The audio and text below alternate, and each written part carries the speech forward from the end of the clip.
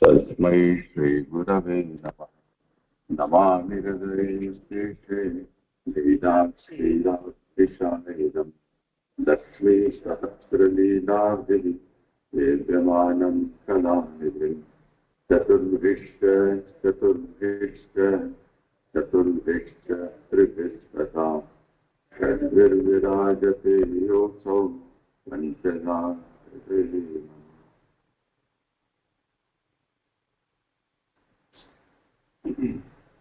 सर्व निर्णय निबंध के अंतर्गत फल साधन प्रकरण में कल हमने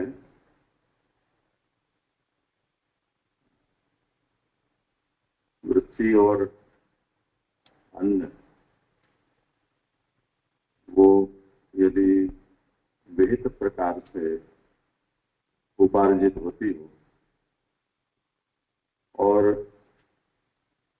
वर्णाश्रम के अन्य नियम और कर्तव्य उनका भी निर्वाह यथोक्त प्रकार से होता हो तो ऐसे को फल सिद्धि सुगमता से होती और जो कर्तव्य नियम और अन्य जो कोई भी अंग कर्म के अंतर्गत या ज्ञान के अंतर्गत बताए गए हैं उनमें यदि किसी प्रकार का तारतम्य होता है तो फल में भी तारतम्य हो जाता है। मैं ये भूल गया कि कब तक चला था, कौन सा नया विषय चला था और गोकुलदास जी की उसकी विवृत्ति का पारायण करना शायद शेष है, तो पहले वो कर लेते हैं।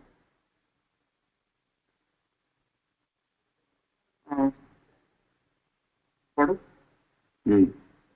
अभी कलयुग में संन्यास के अनेक मनाकल्पित प्रकार चले हैं, उनको स्वीकार नहीं करना। कहाँ से है? 265 में नीचे से करीब 10वीं पंक्ति है, वो शुरू से करो। अभी कलयुग में संन्यास के अनेक मनकल्पित प्रकार चले हैं, उनको स्वीकार नहीं करना। शास्त्रोक्त त्रिदंड संन्यास ग्रहण करना। मौनानी हानिलायामा दंडा वाग्देह चेतसाम। भागवत पुराण 11, 18, 17।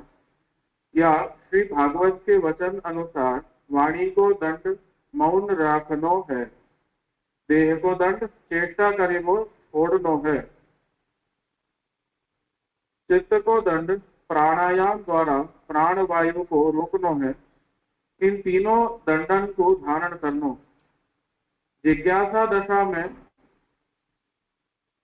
अपक्व दशा में मौन राखे बिना तथा चेष्टा करनो छोड़े बिना देह वाणी में दोष उत्पन्न हो जाए, तासों तीनों दंडन की सन्यासी को आवश्यकता है। ये पक्ष कोई शास्त्र से विरुद्ध नहीं है। एक दंड धारण को पक्ष तो सर्वसम्मत नहीं है। यदि ये पक्ष तथा अन्य कोई पक्ष होए तो सर्वशास्त्र के सारभूत श्री भागवत में अवश्य लिखे होए, तासों अन्य पक्ष सर्वसम्मत नहीं है। आचार सहित चारों आश्रमन के धर्म हैं तो ज्ञान के अंगभूत हैं। ऐसे समझी के ताकू जाकू ज्ञान सिद्ध हो जाए, वाकू हो आश्रम धर्म छोड़ना योग्य नहीं है। संन्यासादि आश्रम में ही स्थिति रहे, यदि स्थित रहे यदि उच्छृंखल होए के बर्ताव करे है तो ज्ञानी को हो पुनः जन्म होए। ऐसे आश्रमन को निरूपण करेंगे।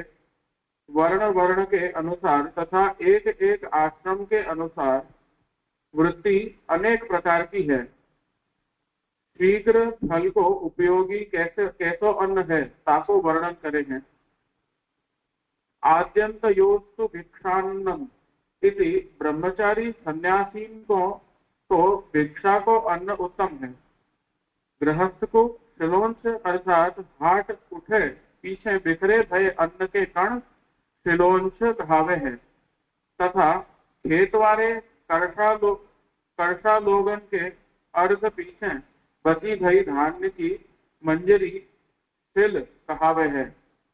ये अन्न गृहस्थी को फल को उपयोगी है। संन्यासाश्रम में तो 7 घर की भिक्षा करनो ऐसो नियम है। तहाँ केवल अन्न को ही नियम नहीं है किंतु ब्रह्मचारी को गुरु सेवा करनो, गृहस्थ को अधिकारानुसार कर्म करनो, वानप्रस्थ को तपश्चर्या करनो, सन्यासी को पृथ्वी को पर्यटन करनो आदि अन्य नियम बहुत हैं।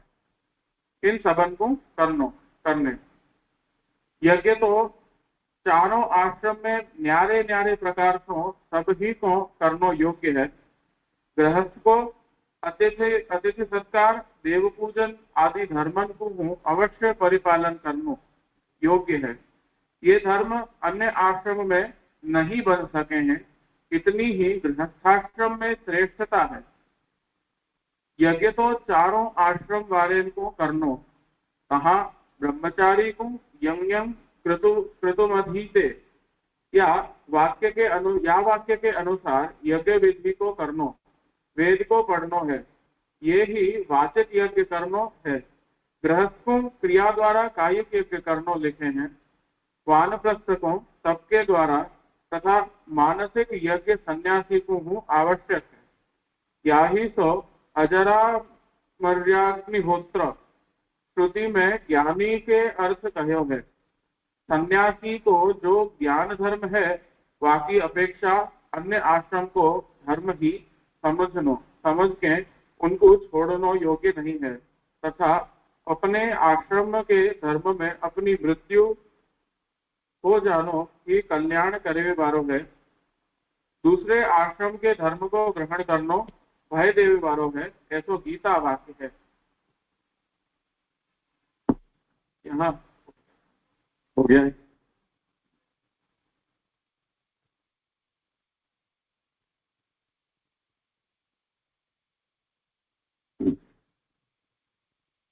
कुछ है विचारण? हाँ, प्रणाम। तो यहाँ पे जो तापस यज्ञ और मानसिक यज्ञ, वानप्रस्थ के लिए तापस यज्ञ और सन्यासी के लिए मानसिक यज्ञ, तो इनको स्वरूप कैसे हुआ है? वानप्रस्थ और गृहस्थ में अंतर इतना ही है कि जो गृहस्थ गांव शहर में उपलब्ध पदार्थों से पंचयज्ञ का अनुष्ठान करता है, उसी को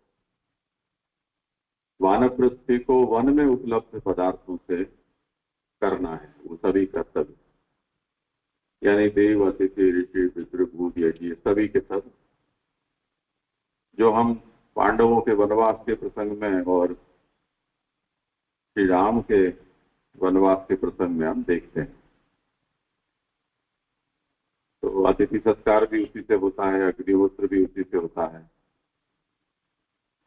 और अन्य भी जो भी शौच स्मार्त कर्म है वो भी वन में उपलब्ध औषधि से किए जाते हैं। ये वानप्रस्थ है, तो वन में तो इतनी सुलभता नहीं होती है सब पदार्थों की। ये और बात है कि जैसे पंचवटी में और ऐसे स्थानों पर आपने लंबे समय तक फिर वास किया था, चित्रकूट में जिस तरह से किया, तो जहां जल और वनस्पति की उपलब्धि सहज सुकर हो, ऐसे स्थानों पर वानप्रस्थी रहा करते थे। उत्तर भारत में ये जो कनखल क्षेत्र कहा जाता है हरिद्वार ऋषिकेश का, वहां पर वो प्रसिद्ध था वानप्रस्थियों के लिए। आज तो सब जगह चीड़ देवदार के वृक्ष सरकार ने ये अपने फर्नीचर की लकड़ी के लिए बो दिए हैं, प्राचीन काल में ऐसे कोई स्कूल के बच्चे बैठा दिए हों एक लाइन में यूनिफॉर्म पहना कर, ऐसे जो दिखाई दे, ऐसे पहाड़ पहले समय में नहीं थे। बायोडाइवर्सिटी थी। जैसे केरल में हम जाएं तो केरल में एक छोटा सा आंगन हो और उसमें मकान हो तो उसमें कम से कम 500 प्रकार की औषधियां हमको मिल जाती हैं। उसी तरह से उत्तराखंड पूरा वो विभिन्न वनौषधियों से भरा पड़ा होता है। अब नाम रह गए हैं और वो वहां पर वनस्पतियां नहीं है। जैसे चीड़वासा आता है, गंगोत्री से जाते हैं तो वहां चीड़ के वृक्ष हैं। वहां से आगे जाए गौमुक्ति और भोजवासा आता है, तो वो सब जगह भोजपत्र जिनके ऊपर पहले लिखा जाता था, उनके जंगल हुआ करते थे। वो सब होटल वालों ने, हम सब लोगों ने जा जाके जला जला के वो सब पहाड़ साफ कर दिए। अब वहाँ घास का तिनका भी नहीं। तो वहाँ उस समय सभी प्रकार की वनौषधियां उपलब्ध होती थी, तो वहाँ वानप्रस्थी निवास करते थे। वन में जो भी उपलब्ध हो उससे अपने धर्म का पालन करते थे। तो वन में रहकर इन सभी गृहस्थ धर्मों का पालन करना और संयम रखकर, ये तो अपने आप में ही एक तप है। और जो सन्यासी को जरामर्याग्निहोत्र बताया है वो मानस यज्ञ का स्वरूप है। उसमें उसको जैसे अपने यहाँ बड़ी मजाकिया वार्ता है, पर वो लोभी बनिया जिसको ठाकुर जी की सेवा आत्मनिवेदन तो करा दिया, पर खर्चे के डर से वो सेवा नहीं करना चाहता था और ध्यान रूप उसको सेवा बताई। तो ध्यान में ही सभी चीजों को उसको विनियोग कराना है, ऐसा क्रम बता दिया गया। तो ये जितने भी यज्ञ हैं, वो यज्ञ में जितने भी पदार्थ होते हैं, जैसे ऋत्विक अध्वर्य होता, उद्गाता, ये इत्यादि सब होते हैं। और इसी तरह से अग्नि होती है, आज आहुतियां होती हैं, शुभ शुभा होते हैं। इन सब चीजों को जो सन्यासी है उसे भावना में करता है। जिसमें प्राण है तो प्राण है वो तत्स्थानी है, उसका मन तत्स्थानी है, उसका शरीर तत्स्थानी है, उसका अंतःकरण तत्स्थानी है, इंद्रियां तत्स्थानी है। तो उन सब का वो प्रतीक बनाकर और उसे वो होम मानस रूप में करने का विधान किया है। ये नृसिंहोत्तर तापनी उपनिषद में ये जरामर्याग्निहोत्र का पूरा विवरण है, कैसे वो करें। तो वो मानस यज्ञ कहा जाता है, वो तो करना ही है। यज्ञ से छुटकारा चारों में से किसी आश्रम में नहीं होता है, यज्ञमय ही जीवन। जैसे भगवान ने अहम कृतु अहम यज्ञ स्वधाहम अहम औषधम अहमेवाग्नि अभयम सम, ऐसे भगवान ने अपने आप को ही सब कुछ यज्ञ के अंग उपांग के रूप में वर्णित किया है। उसी शैली से सन्यासी को भी ऐसा यज्ञ आराधन भावनात्मक करना है, वो मानस करना है।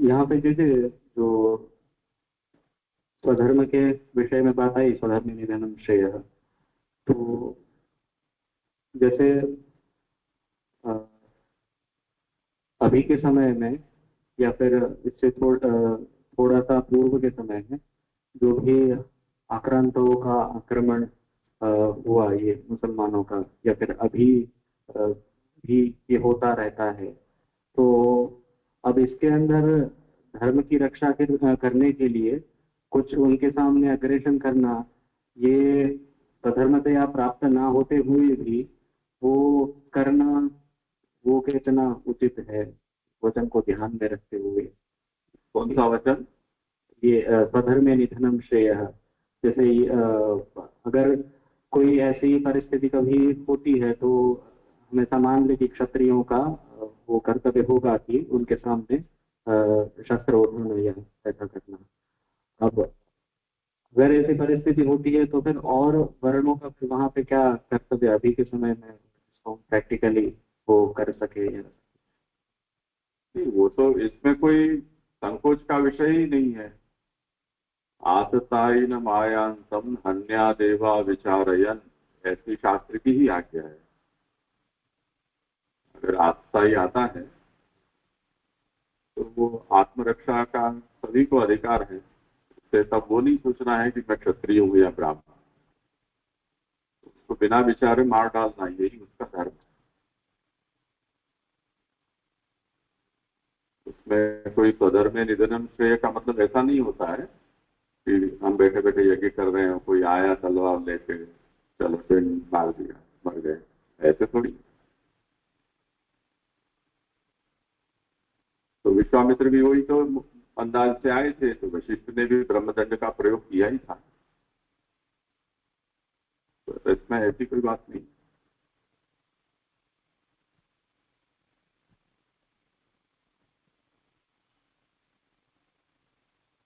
ठीक है, कुछ है विषय और?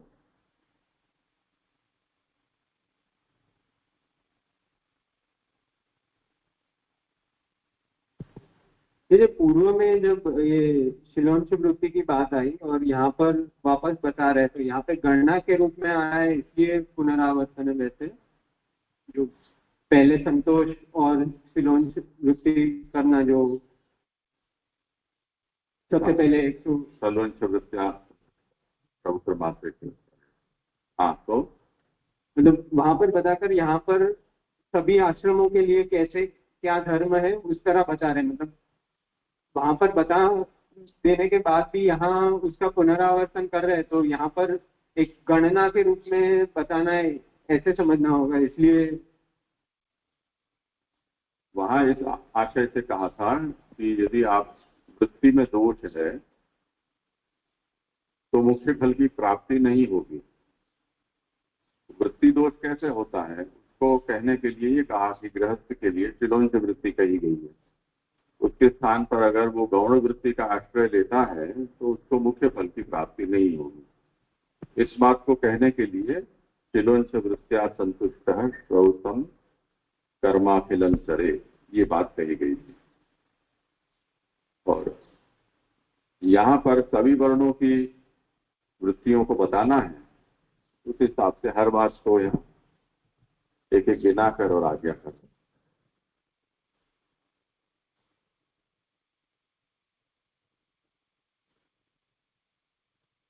महानारायण उपनिषद में ये जो जरामर्याग्निहोत्र है उसके संबंध में अब इन्होंने अजरामर ऐसा कहा। अजरामर की जगह जरामरे ऐसा ही शुद्ध पाठ है।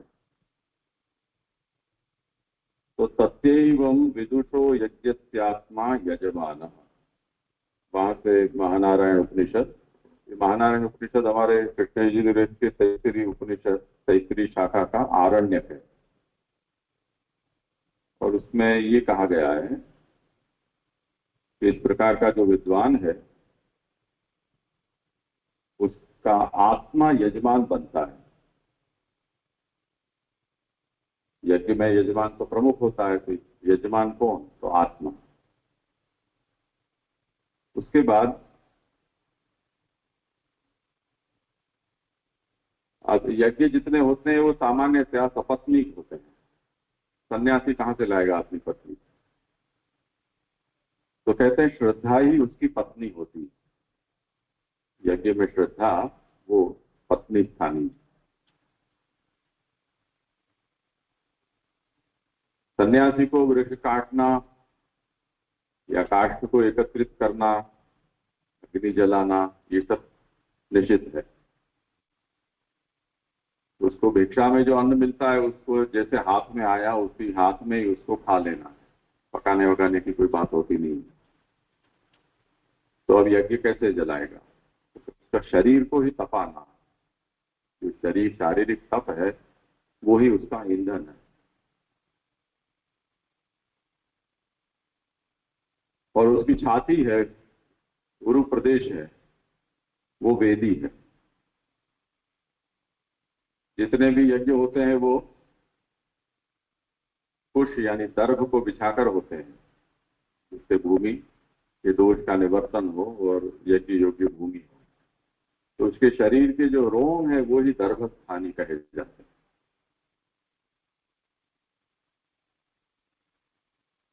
अब बिना शिखा के कोई धर्म कार्य नहीं होता है। तदोपवीति ना भाव्यम सदा बद्ध शिखे न च। उपवीति हो यानी बाएं कंधे पर जनोई हो और शिखा बंधी हुई हो, तो कोई भी धर्म कार्य हो, देव कार्य हो, वो शिखा बंधन पूर्वक ही किया जाता है। विशिखो व्युपवीत, शिखा रहित कोई व्यक्ति है और उपवीत बिना का कोई व्यक्ति है, उसने जो कुछ भी किया है वो न करने के बराबर है। अब सन्यासी कहाँ से लाएगा? तो उसने तो मूंड मुड़वा दी, सूत्र का भी परित्याग हो जाता है। तो कहते हैं कि जो वेद है, वेदत्रयी, वो वेदत्रयी की जो गांठ है वही उसकी उपवीत और वही उसकी शिखा का बंधन है।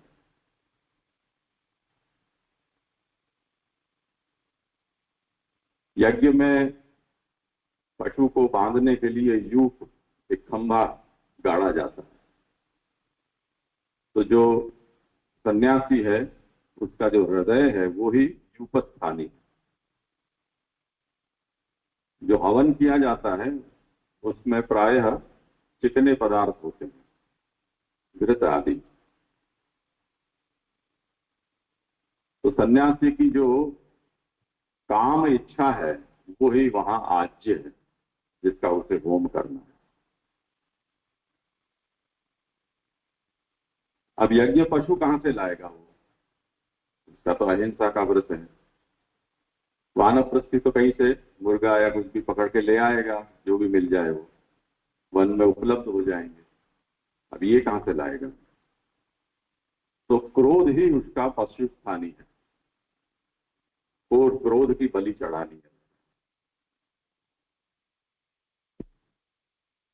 अग्नि कहां से लाएगा? तो तपस्या ही अग्नि है। इसी तरह होता, जो हवन करता है वो क्या है? तो जो प्रवीण वाणी है उसकी, वो ही वहां होता है। प्राण उद्गाता है, आंखें अध्वर्यु हैं, उसका मन ब्रह्मा है, उसके कान आग्नेय हैं। इसी तरह धीरज उसकी दीक्षा है, और वो जो कुछ भी भोजन करता है वो ही हविष है, जो पान करता है वही सोमपान है। इसी तरह जो व्याहृतियां हैं, ओंकार या भूर्भुवस्व इत्यादि, वो ही आहुति है। और जो वो सायं प्रातः भोजन करता है वो ही समिधा है। तो जो जी स्तुतियां हैं वो प्रातः, मध्याह्न और सायंकाल में वो जो स्तुति करता है वो ही वह वेद यज्ञ का सवन कहा जाता है। और उसके दिन रात है वो दर्श पूर्णमास यज्ञ होते हैं। अर्धमास, मास, ये उसके चातुर्मास्य होते हैं। और जितनी ऋतुएं होती है वो पशुबंध हैं।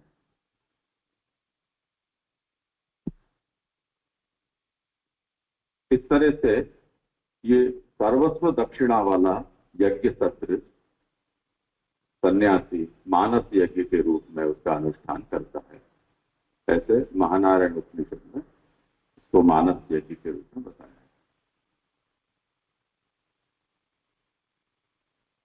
तो यज्ञ सर्वथा आवश्यक है। इसलिए भगवान ने कहा है कि यज्ञोदानम तपश्चैव पावनानि मनीषिणाम्, यज्ञ दान और तप ये पवित्र करने वाले होते हैं। और उससे भगवान कहते हैं कि न त्याज्यम कार्य में वतत, उसका त्याग नहीं करना चाहिए, करना ही है। तो सभी आश्रम में यज्ञानुष्ठान हमारे सनातन धर्म में बताया गया। अब देखो, जो पुनरावर्तन में गोकुलदास जी के ब्रजभाषा विवृत्ति से देख लिया है, तो आगे का तो अनुसंधान हमें हो गया है। अब यहाँ पर एक आशंका करते हैं, पुरुषोत्तम जी ने उसे यहाँ जो स्पष्ट किया है उसको पहले ले लेते हैं कि पूर्वम साधन तारतम्येन फल तारतम्यम इति उक्तम। इससे पहले ये बताया कि आप जो साधन करते हो उसमें जो कुछ भी तारतम्य होता है, ज्यादा कमी हो जाती है, उसके कारण फल में भी तारतम्य होता है। फल में तारतम्य होने का मुख्य हेतु साधन में तारतम्य है। तत्र व्यंगत्वमंतरेण कथम साधन तारतम्यम इत्यपेक्षायां सर्वेषु आश्रमेषु फलतौल्ये पक्षांतराणाम किम प्रयोजनम। प्रश्न ये होता है कि अगर साधन में कोई व्यंगता नहीं है, व्यंगता यानी कुछ ज्यादा कमती नहीं हो रहा है, तब तो फिर साधन तारतम्य होगा नहीं। ऐसी स्थिति में कोई एकाश्रम पक्ष में ही स्थित है और वो यथोक्त कर्म कर रहा है, यथोक्त साधन का आचरण कर रहा है, तो उसे भी वही फल प्राप्त होना चाहिए कि जो समानांतर पक्ष का या आयुर्भाग क्रम से आश्रमों में जा रहा है, उसे फल प्राप्त होगा। तो ऐसा आग्रह क्यों है कि समानांतर पक्ष है वो या आयुर्भाग क्रम है वो श्रेष्ठ है, ऐसी आशंका करते हैं। तो उसे बताते हैं कि आयुर्भाग क्रमेण इत्युक्त पक्षस्य वैशिष्ट्यम आह। ये बात सही है कि भगवान ये आज्ञा करते हैं कि जो जिस वर्ण और आश्रम में है वो उस वर्ण और आश्रम का निष्काम भाव से फल को भगवान को अर्पण करने की बुद्धि से यदि अनुसरण करता है तो उसको श्रेय प्राप्ति होती है। ये भगवदुक्त बात है। स्वे स्वे कर्मण्यभिरतः संसिद्धिं लभते नरः, ऐसे भगवान आज्ञा करते हैं। तब फिर जो साधन संपत्ति वहीं हो चुकी है, तो एक आदमी जो वेल सेटल्ड है कहीं भी, चाहे तो ब्रह्मचर्य आश्रम में चाहे गृहस्थ आश्रम में, उसको आप क्यों डिस्टर्ब कर रहे हो, वहां से चलित क्यों कर रहे हो कि नहीं चल अब दिन पूरे हुए अब दूसरे आश्रम में जा। ऐसी उपनिषद में कथा आती है कि एक ऋषि कुमार गुरुकुल में वास कर रहे थे और उनका अध्ययन वैसे संपन्न हो चुका था, तो गुरुजी को उसकी आवश्यकता थी क्योंकि मेहनतू था वो। तो उन्होंने उसको आग्रह किया कि अभी तुम कुछ दिन और रुक जाओ। तो उसने गुरु की आज्ञा पालते हुए वो आश्रम में रह गए। ऐसे करते करते अब क्योंकि ब्रह्मचारी को अपनी शक्ल देखनी कहीं अनुमति नहीं थी, तो कभी ऐसा प्रसंग नहीं आया, पर आकस्मिक जल भरने गए तब उन्होंने अपना प्रतिबिंब देखा तो सारे बाल सफेद हो चुके थे, जटा पूरी हुई थी और चेहरे पर झुर्रियां आ गई थी, दांत अब गिरकर पड़ने की स्थिति में थे, यानी इतने वृद्ध हो चुके थे वो शिष्य। इतने काल तक वो गुरुकुल में रह गए। तब तो बेचारा अचानक उसको बड़ा ऐसा लगा कि मेरा तो पूरा काल बीत गया, यही बूढ़ा हो गया मैं, अब आगे के मेरे सब पुरुषार्थ जितने पंचयज्ञ का विधान किया गया है वो सब मैं कब करूंगा। तो उसके मन में बड़ी वो कुंठा हुई। और सब लोग तो पढ़ पढ़ के चले गए, किसी ने अपने आश्रम स्थापित कर लिए, कहीं गुरुकुल स्थापित कर लिए, और वो भी सब गुरुजी बन गए और मैं चेला की चेला रह गया जीवन भर ही। तो ऐसा हो जाता है। अब मानो कि किसी ने ऐसी इच्छा से नैष्ठिक आश्रम स्वीकार कर लिया हो, तो उसे ये होगा कि अब ठीक चल रहा है तो आप क्यों मुझे नई व्यवस्था में जाने के लिए कह रहे हो, अब मुझे अच्छा लग रहा है। ऐसे कई प्रसंग हम देखते हैं अपने जीवन में भी, हमको कभी कभी ऐसा लगता है कि सब ठीक चल रहा है, इससे ज्यादा परिवर्तन नहीं करना। तो ये जो आयुर्भाग का क्रम है उसकी क्यों यहाँ पर महिमा गाई जा रही है, उस पर महाप्रभु कहते हैं कि उत्तरोत्तर धर्मेषु निष्ठायाम अधिकम फलम। इसमें ये बात होती है कि प्रत्येक आश्रम का अपना एक धर्म है, जैसे वेदाध्ययन है, वेद निष्ठा, ये ब्रह्मचर्य आश्रम का मूल आधार है। तो अच्छी तरह से वेदाध्ययन अंग सहित, अर्थ तात्पर्य के ज्ञान सहित जब आपने वेदाध्ययन किया है तो वो ज्ञान आपको स्थिर हुआ है। तो इतना ज्ञान स्थिर हो जाना ये भी एक बहुत बड़ी उपलब्धि है। पर केवल ज्ञान ही सिद्ध हुआ हो, उसका उपयोग कहीं न हो, तो ऐसा जो पोथी का ज्ञान है वो क्या काम का। यानी हमने पढ़ लिया कि यावत जीवम अग्निहोत्रं जुहुयात्, जियो तब तक अग्निहोत्र करो करो, इसका तो अवसर ही नहीं आया, ब्रह्मचर्य आश्रम में रह गए तो कैसे होगा। तो अब जाओ, वहां जाओगे तब जो पढ़ा है उसका क्रियान्वयन होगा, उसकी अपना एक प्रभाव बनता है, उसके अपने संस्कार बनते हैं। यानी ज्ञान से यदि हमारी अंतःकरण की शुद्धि होती हो या अंतर्निष्ठा दृढ़ होती हो, तो उसके अनुष्ठान से हमारे देह और इंद्रिय उनमें स्थिरता आती है। तो गृहस्थाश्रम में जाने से जब क्रिया यज्ञ करेंगे तब ये उत्तर धर्म, ब्रह्मचर्य आश्रम के अनंतर भावी जो उत्तर धर्म है उसमें हमारी निष्ठा प्रबल होगी।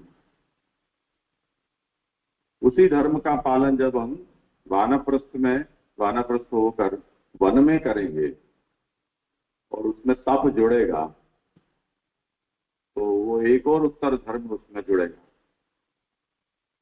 उसके बाद जब आप संन्यास ग्रहण करोगे वैराग्य पूर्वक, तब आपका परिपाक हो जाएगा।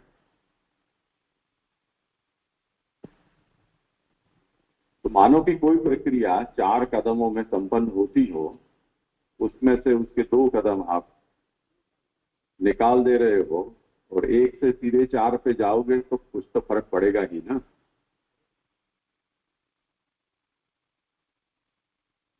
जैसे हम रसोई बनाते हैं, पहले जिसकी रसोई बनती है जिस चीज की, उसको हम धोते हैं या पीलते हैं, छीलते हैं, बीज हो तो निकालते हैं।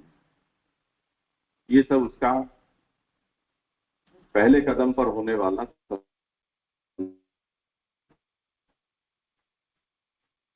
उसके बाद हम उसको उबालते हैं या सेकते हैं या गूंदते हैं, तलते हैं, जो भी जिसका जो होता हो। ये दूसरा संस्कार हुआ। अब उसमें हमने कुछ मसाले वसाले डाले, ये तीसरा हुआ। और अंत में हमने उसको परोसने लायक जो भी पात्र हो उसमें रख कर उसको सजा दिया, चौथा संस्कार हो गया। अब ऐसे में यदि कोई व्यक्ति भूखा आए हमारे घर और भंडार में से हमने चोखा और दाल निकाल के और थाली कटोरी में डाल के ले खा, तो बेचारा कैसे खाएगा?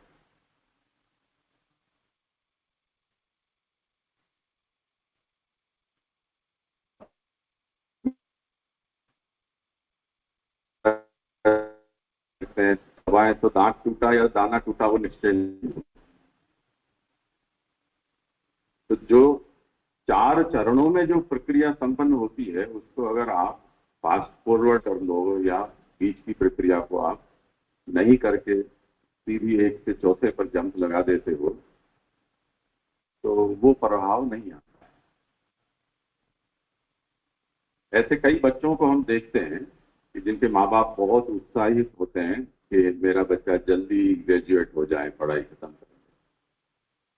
आजकल तो शायद सरकार का नियम है कि नहीं पता नहीं, पुराने समय में ऐसा होता था कि 2-2 क्लास एक साथ बच्चे लोग कर लेते थे। तो दूसरी तीसरी कक्षा है वो एक साथ परीक्षा दे दी, छोटपन में ही वो चौथी कक्षा में आ गए। तो चौथी 5वीं तक तो चलो उनकी गाड़ी चल जाती थी, पर जैसे ही कक्षा आगे बढ़ती थी तब उनका जो प्राकृतिक विकास जैसे होना चाहिए मन का, वो हुआ नहीं होता है। उसके कारण आगे की क्लास में उनको समस्याएं आती, और वो क्योंकि उसके फाउंडेशन में ही ये समस्या आ गई है कि वो जीवन भर वो समस्याओं बनी रहती। तो ये महाप्रभु हमारा ध्यान आकर्षित करना चाहते हैं कि आयुर्भाग उत्तरोत्तर निष्ठायाम उत्तरोत्तर धर्मेषु निष्ठायाम अधिकम फलम, ये इसलिए आग्रह रखा जा रहा है आयुर्भाग क्रम का कि इन उन आश्रमों में जिन धर्मों का आचरण करने के लिए कहा जाता है उसका लंबे समय तक या पूर्ण काल तक धर्माचरण करने पर उसमें जो निष्ठा होती है उससे अधिक से अधिक फल प्राप्त होता है। ये उसका कारण है। तो ये जो आशंका की गई थी कि एक आश्रम में ही उस आश्रम के सभी धर्मों का पालन करने पर फल प्राप्त हो जाता हो, तो ये आयुर्भाग क्रम से आश्रम में जाना, इसका आग्रह क्यों? तो ये उसका समाधान। तो एवं उत्कर्ष प्रकरणे स्वाश्रम धर्म सहित ज्ञानानां मध्ये चतुर्थस्य उत्कर्ष उत्सव भवति। ये जो आयुर्भाग क्रम से आश्रम में उत्तरोत्तर आगे जाना, इसका जो उत्कर्ष बताया जा रहा है उस प्रकरण में अपने आश्रम धर्म के सहित जिसको ज्ञान सिद्ध हुआ है उनमें संन्यास आश्रम जो चतुर्थ आश्रम है उसका उत्कर्ष कहा, ये सिद्ध हुआ। अब इतनी ही बात नहीं है।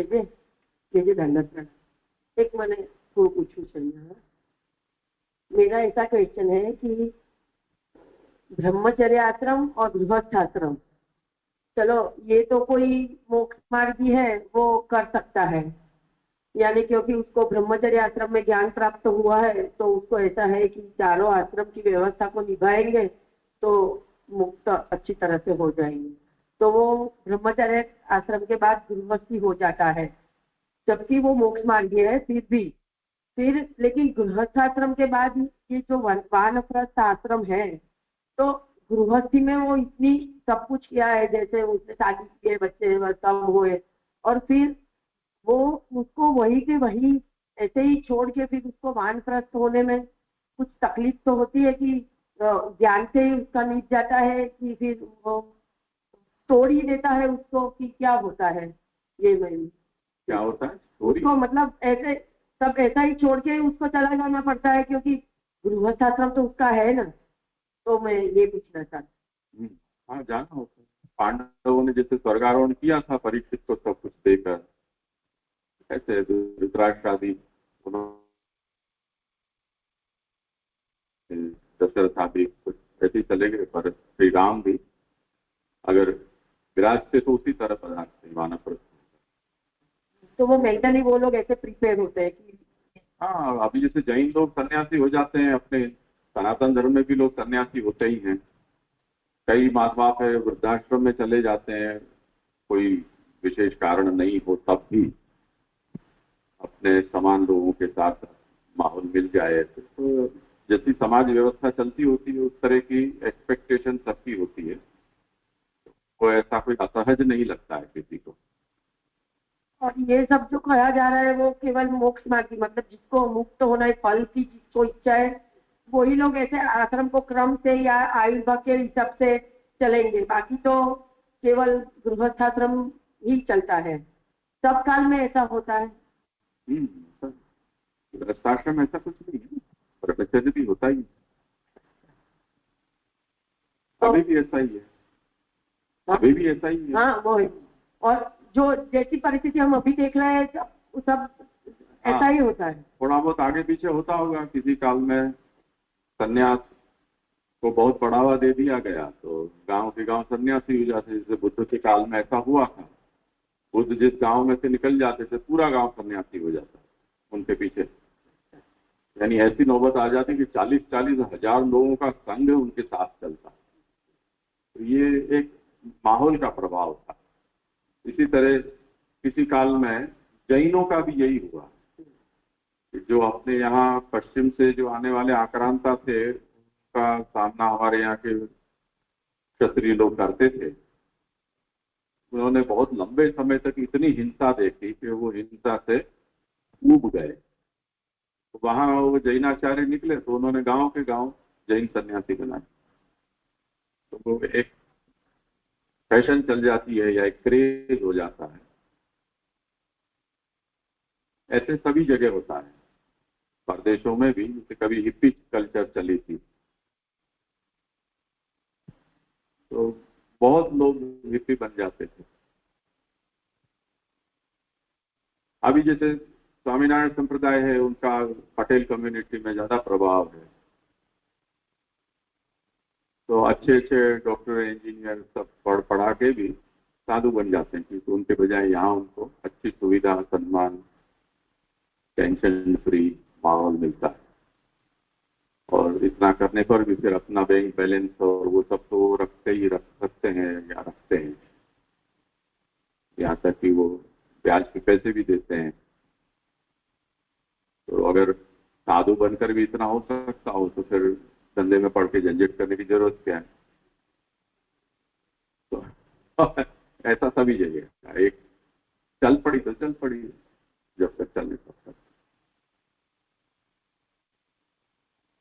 अब इसमें जिसने ये चारों आश्रम में इस तरह से प्रवेश किया है, उसमें चतुर्थाश्रम का ऐसा उत्कर्ष है, उसमें भी सत्यचेत परमा भक्ति ही तिरोधानम भविष्यति।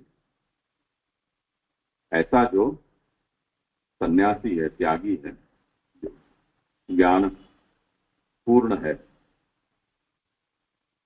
उसे यदि भगवान में भक्ति हो जाती है तब तो उसके तिरोधान का नाश हो जाता है। ये उसका भी उससे भी बड़ा उत्कर्ष है। तिरोधान नाशो ब्रह्म भाव। तिरोधान नाश का मतलब होता है जो आनंद तिरोहित हो चुका है उसका नाश हो जाना, यानी तिरोहित आनंद का प्रकट हो जाना। तात्पर्य है उसे ब्रह्म भाव सिद्ध हो जाता है। अब ये जो तिरोधान नाश है या आनंद का आविर्भाव है,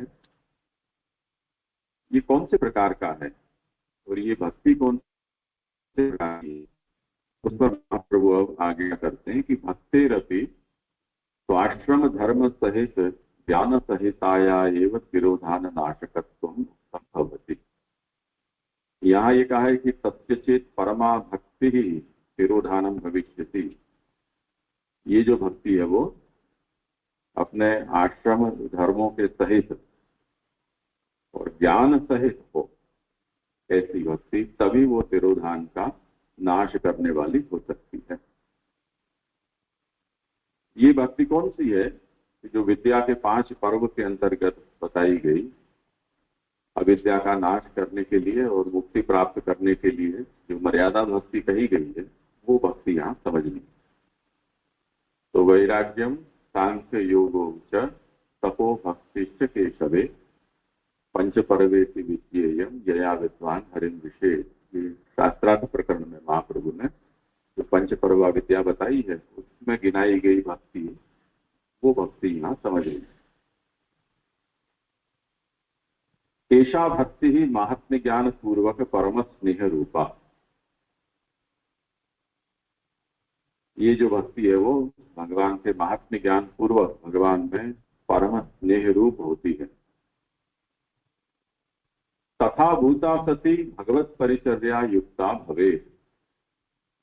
इस तरह से वो परम स्नेह रूप भक्ति है, उसमें यदि परिचर्या और जुड़ जाए भगवान की, यानी जिसके भीतर ऐसा भगवान के प्रति परम प्रेम प्रकट हुआ है वो भगवान की परिचर्या भी करने लग जाए तो और उत्कर्ष बढ़ा। और ऐसी भक्ति जब परिचर्या जब स्वतः पुरुषार्थ रूपा सेवा चेत सा भक्ति ही स्वतंत्रा इति उच्यते। और जब जिसके भीतर ऐसा परम प्रेम प्रकट हुआ जिसके कारण वो प्रभु की परिचर्या में भी लग पड़ा, अब उसको ये लगता है कि ये जो परिचर्या या सेवा है वही जीवन का फल है, मुक्ति वक्ति कोई फल नहीं है। इस तरह से उसी की स्वतंत्र पुरुषार्थ रूपता का ज्ञान यदि उसे होता है तब फिर वो भक्ति स्वतंत्र भक्ति कही जाती है, पीछे वो मर्यादा भक्ति या विहिता भक्ति नहीं कही जाती।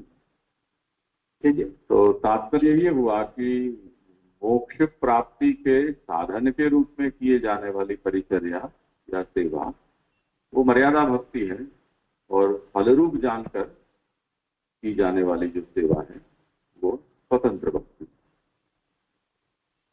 ठीक है, तो यहाँ पे ऐसा ही हुआ ना कि ये एक ऑप्शन दिया महाप्रभु ने कि ये जो स्वधर्म आश्रम पूर्वक और जो यहाँ महाप्रभु ने किया कि ज्ञान सहित होगी तभी वो तिरोधान नाश होगी। फिर उसके आगे महाप्रभु आपसे जैसे आगे कि वो पंच पर्व भक्ति का जो एक पार्ट है महात्म्य ज्ञान और परम स्नेह रूपा, और फिर उसमें परिचर्या जुड़ी तो वहां तक की जो भक्ति है वो मर्यादा भक्ति, और वो ऑप्शन से आगे जब स्वतंत्र पुरुषार्थ समझेगा तब ये स्वतंत्र भक्ति।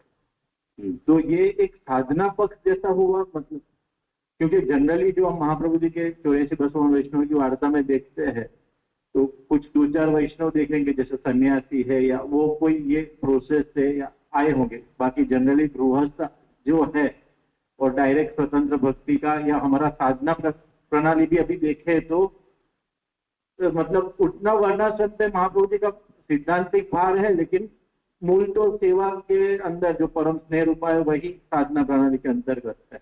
और ये जो प्रोसेस आई उसमें तो बहुत मतलब थोड़ा डिफिकल्ट, जैसा कि पूरा 4 आश्रम फिर ये ज्ञान सहित और ये हो के जब फिर मर्यादा भक्ति सिद्ध हो और जब उसको फल मानने लगे तो वो थोड़ा एक ऑप्शन हुआ। करो विचार, किसी को कुछ कहना हो इस विषय पर। वैदिक भक्ति कैसे, वैदिक भक्ति क्या? सबसे पहले प्रश्न जो उत्तर दे वो पहले प्रश्न बोलकर पीछे आप समाधान पाछળ ટેકી ને પછી બોલો, ચાલુ જ છે। प्रणाम। ये भक्ति वैदिक की कहलाई थी। दूसरा प्रश्न कर रहे हैं। हाँ, अभी पहले इनके प्रश्न पूछ लो।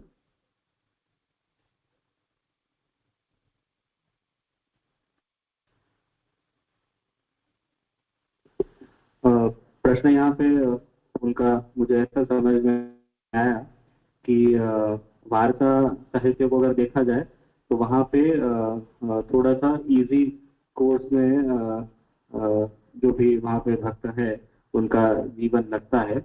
और यहाँ पर महाप्रभु ने जो बताया कि वर्णाश्रम के धर्म सहित ज्ञान सहित जब वो व्यक्ति भक्ति करेगा उसके बाद उसको उसके आनंद का तिरोधान होगा और वो ऐसी जो भक्ति है वो महात्म ज्ञान पूर्वक परम स्नेह रूपा होगी और वो भक्ति को के साथ साथ जब फिर वो परिचर्या में प्रवृत्त होगा और फिर उस भक्ति को वो स्वतः पुरुषार्थ रूपा मानेगा तब वो स्वतंत्र ऐसी कही जाएगी और वहां पे वार्ता में जो भी सब भक्त है उनको स्वतंत्र भक्ति ही पहले से प्राप्त होती हो ऐसा दिखाई देता है। जहां तक मैं समझता हूँ ऐसा प्रश्न था।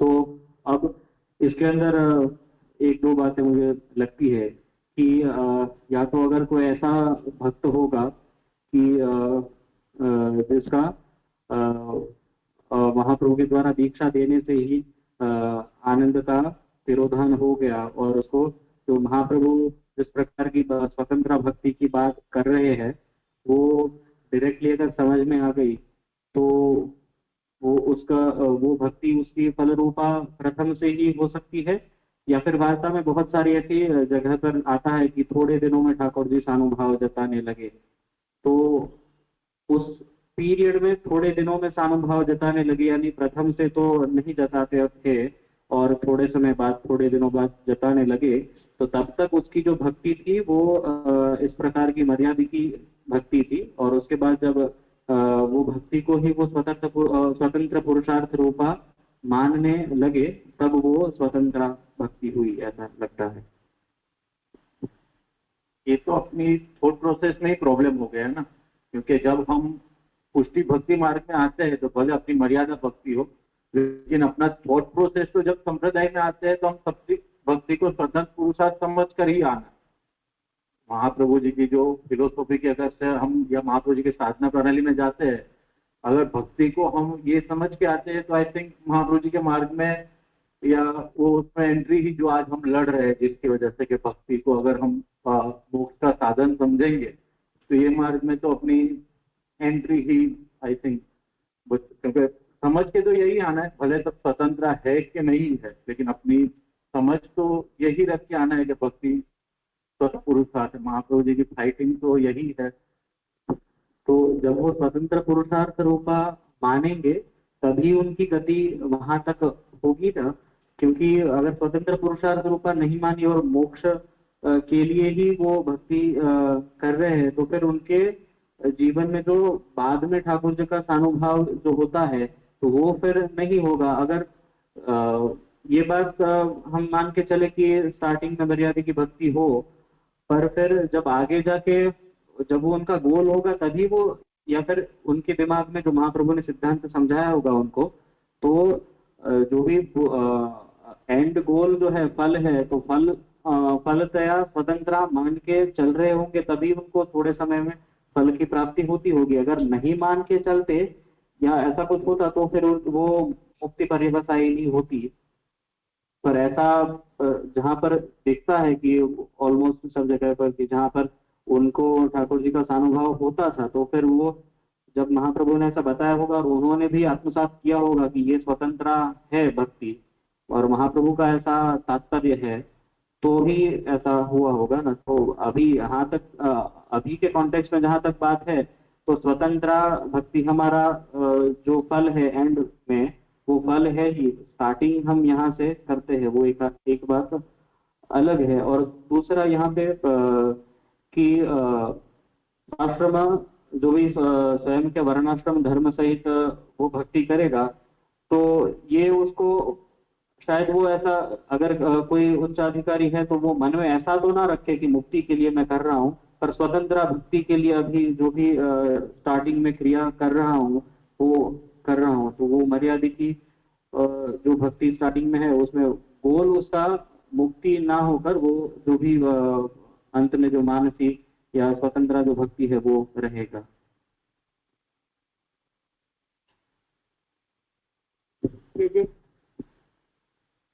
मैं कुछ कहना चाहती हूँ।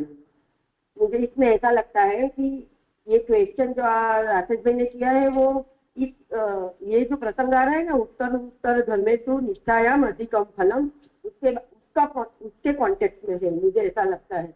हम उसको डायरेक्ट संप्रदाय से जोड़ रहे हैं, ऐसा नहीं जोड़ना चाहिए, क्योंकि यहाँ जो फल बताया जा रहा है वो वर्णाश्रम वाले को बताया जा रहा है, और वर्णाश्रम के एक के बाद एक जो आश्रम है उसमें उसकी उत्तर उत्तर निष्ठा अधिक होती है। वो निष्ठा अधिक होने का कारण आपने अभी बताया जैसे कि वो जो भी कुछ कर्म कर रहा है वो भगवत अर्थ कर रहा है, क्योंकि उसको ब्रह्मचर्य आश्रम में ही महात्म्य ज्ञान सिद्ध हो गया है, तो उसको जो भी करना है वो भगवत अर्थ करना है। तो ऐसा करते करते उत्तर उत्तर आश्रम में उसकी भगवत भक्ति बढ़ेगी, तो और फिर भगवत भक्ति बढ़ने के बाद उसको अधिक फल जब प्राप्त होगा तब उसको उसका तिरोधान होगा आनंद का, और फिर ये प्रोसीजर से वो आ रहा है, ये सांप्रदायिक प्रोसीजर से नहीं आ रहा है, इसकी भक्ति की उत्तर उत्तर अधिकता इस प्रोसीजर से बढ़ रही है। तो ऐसा समझने की जरूरत नहीं है कि महाप्रभु जी है तभी ये भक्ति हो सकती है, नहीं है फिर भी ये भक्ति हो सकती है, मुझे ऐसा लगता है। तो इसको ऐसे तरह से भी सोच सकते हैं, ऐसा नहीं है कि वर्णाश्रम वाले जो संप्रदायी होते हैं उसको ही ऐसा परम फल मिलता है, जो नहीं थे संप्रदाय तो ऐसे 500 वर्ष से ही प्रकट हुआ है, नहीं थे तो ये स्वतंत्र रूपा भक्ति नहीं थी, ऐसा हम नहीं सोचते हैं, मुझे ऐसा लगता है। दीजिए प्रणाम।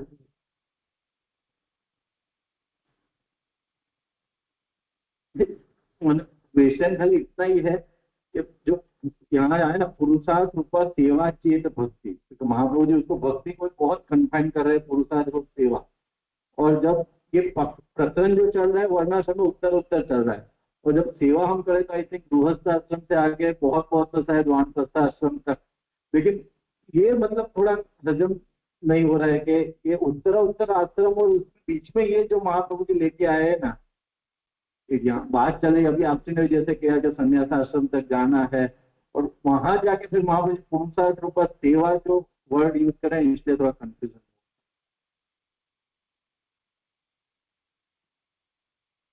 के लिए हमें ऐसा नहीं सोचना चाहिए कि उसका आयु का वो भाग खत्म हो गया, जैसे कि 25 साल से ब्रह्मचर्य आश्रम, फिर 50 साल वानप्रस्थाश्रम, फिर सन्यासी हो गए, ऐसा नहीं सोचना चाहिए। जो भक्त है उसका तो वो जल्दी जल्दी खत्म कर देता है ना, जैसे वो ब्रह्मचारी हुआ फिर गृहस्थाश्रम उसका जल्दी खत्म हो जाएगा, क्योंकि उसकी जो साधना है वही ऐसी है कि उसको 50 साल तक गृहस्थाश्रम में। तो आप ऐसा मत सोचो कि संन्यास आश्रम होने तक तो वो सेवा कैसे कर सकेगा, ऐसा नहीं सोचना है। उसका तो आश्रम की व्यवस्था जल्दी जल्दी खत्म हो जाती है क्योंकि उसको अधिक फल मिलता है, तो कोई भी उम्र में ये फल उसको सिद्ध हो सकता है। उसका गृहस्थाश्रम 50 साल तक नहीं चलने वाला है, वो कर लो, चर्चा कीजिए जी के साथ। तो संन्यास तो इतनी उम्र में वो जाएगा भक्ति करने के लिए, ऐसा नहीं है। हाँ, यहाँ पे जो राजेश भाई ने बोला कि ये वर्णाश्रम की जो बात है उसके अंतर्गत यहाँ पे आती है, तो यहाँ पे ततः अभी उत्कर्षमाह तस्य परमा भक्ति ही। तो जो वर्णाश्रम में महाप्रभु ने यहाँ पे आयुर्भाग के क्रम से जो बताया, तो उसकी वहाँ पे बात खत्म हो गई कि वहाँ पे उत्तरोत्तर जो बात कही है उसमें वो चारों आश्रमों को तीनों आश्रमों को कंप्लीट करके फिर लास्ट में जब संन्यास लेगा तो उसका उत्कर्ष महाप्रभु ने कहा कि वो श्रेष्ठ कहा जाएगा, तीनों आश्रमों को कंप्लीट करके वो संन्यास लेगा तब। ततः अभी उत्कर्षम आह, यानी ये जो व्यवस्था बताई आयुर्भाग विभाग से, उससे भी उत्कर्ष बताने के लिए फिर महाप्रभु वहां पे भक्ति की बात ला रहे हैं। तो यहाँ पे वो चारों आश्रमों की बात होकर फिर भक्ति की बात ना आकर उनसे भी उत्कर्ष तया महाप्रभु भक्ति की बात करते हो, ऐसा लगता है। तो दोनों के बीच में ऐसा कोई वो रिलेशन इस प्रकार से नहीं लगता कि वो मिक्सअप हो जाए दोनों का। यहाँ राजेश भाई को प्रश्न ऐसा लगा कि वो पूछे कि जो ये प्रक्रिया से प्रसार हो रहे हैं ब्रह्मचार्य वर्णाश्रम इत्यादि, तो ये पुरुषार्थ रूपा जो सेवा, तो स्वरूप क्या रहे वो पुरुषार्थ रूपा सेवा को? हमारे संप्रदाय में तो स्पष्ट है पुरुषार्थ रूपा सेवा की एक प्रणाली है, लेकिन जो ये क्रम से जा रहे हैं तो पुरुषार्थ रूपा सेवा उसके लिए क्या रहेगी? तो फिर यहाँ पे जो आगे महाप्रभु ने क्या बताया कि भगवत परिचर्या युक्ता, तो भगवत परिचर्या युक्ता का संन्यास में तो भगवत परिचर्या युक्ता तो वो कर नहीं पाएगा, या तो वो वानप्रस्थ में कर पाएगा। तो ये बातों को दोनों को अलग समझना चाहिए कि वहां पे उत्कर्ष वो आयुर्भाग विभाग से वर्णाश्रम ये आश्रम व्यवस्था का बताया, और दूसरा फिर यहाँ पे भक्ति के उत्कर्ष के लिए बात आती है। तो फिर वो जो भी आश्रम में वो हो, जिसको लागू होता हो, उस प्रकार से उसको ये भक्ति होती है प्राप्त। देख लो पुरुषोत्तम जी के वचनों से इसको थोड़ा समझ लो। कहाँ प्रकरण का विभाग बदल रहा है, उसको थोड़ा समझना चाहिए। सामान्य से ये बात है कि जब आप कोई प्रक्रिया बताना शुरू करते हैं, फल तक बात आती है तो वो एक प्रक्रिया पूरी हुई। उसके बाद जब कोई नई बात कही जा रही है उसमें, तब वो नया प्रकरण शुरू हुआ माना जाता है।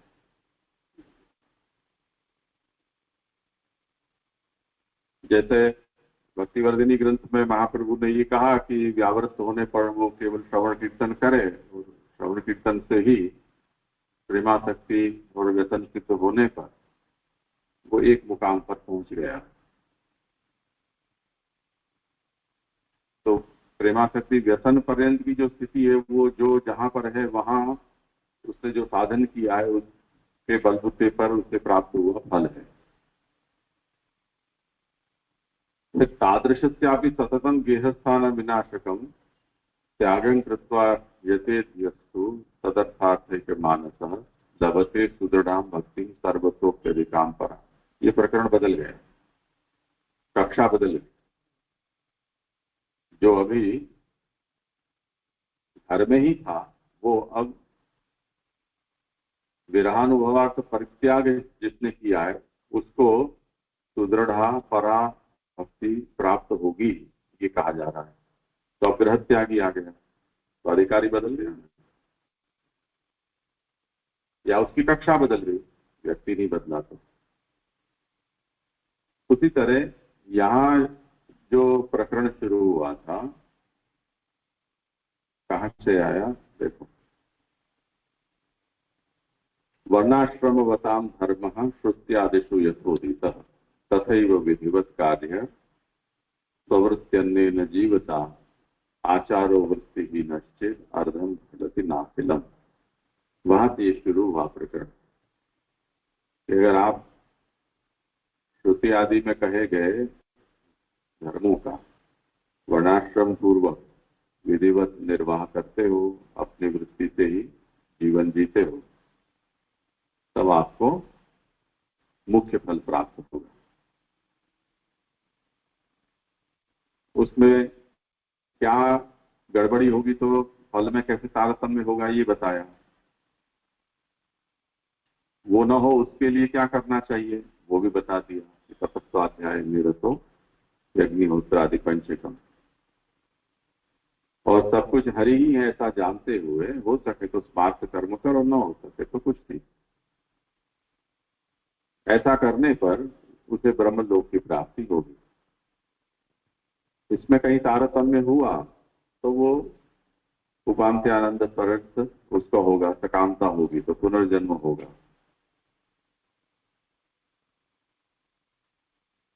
अब ये जो बात बताई उसमें ये प्रश्न खड़ा रहा कि ये बात तो केवल गृहस्थ और वानप्रस्थाधिकारक हुई, सन्यासी की तो बात इसमें आती नहीं है, क्योंकि ये सब अग्निहोत्र आदि उसको कहाँ प्राप्त है। इसलिए आश्रम व्यवस्था को समझना जरूरी है। तो व्यवस्था बता दी कि 3 तरह से आश्रम की व्यवस्था है। एक आश्रम है, समानांतर पक्ष है और आयुर्भाग क्रम है। अब जो सन्यासी है उसे कितने दंड धारण करनी चाहिए ये बताया। सन्यास का बड़ा महत्व है तो कोई ये समझ लेगी सीधे सन्यास में ही चले जाओ, गृहात व्रजेत वनात व्रजेत। तो महाप्रभु कहते हैं कि ये ठीक नहीं है। पूर्व जितने भी आश्रम है उन सब आश्रमों में उसका कोर्स पूरा करना चाहिए।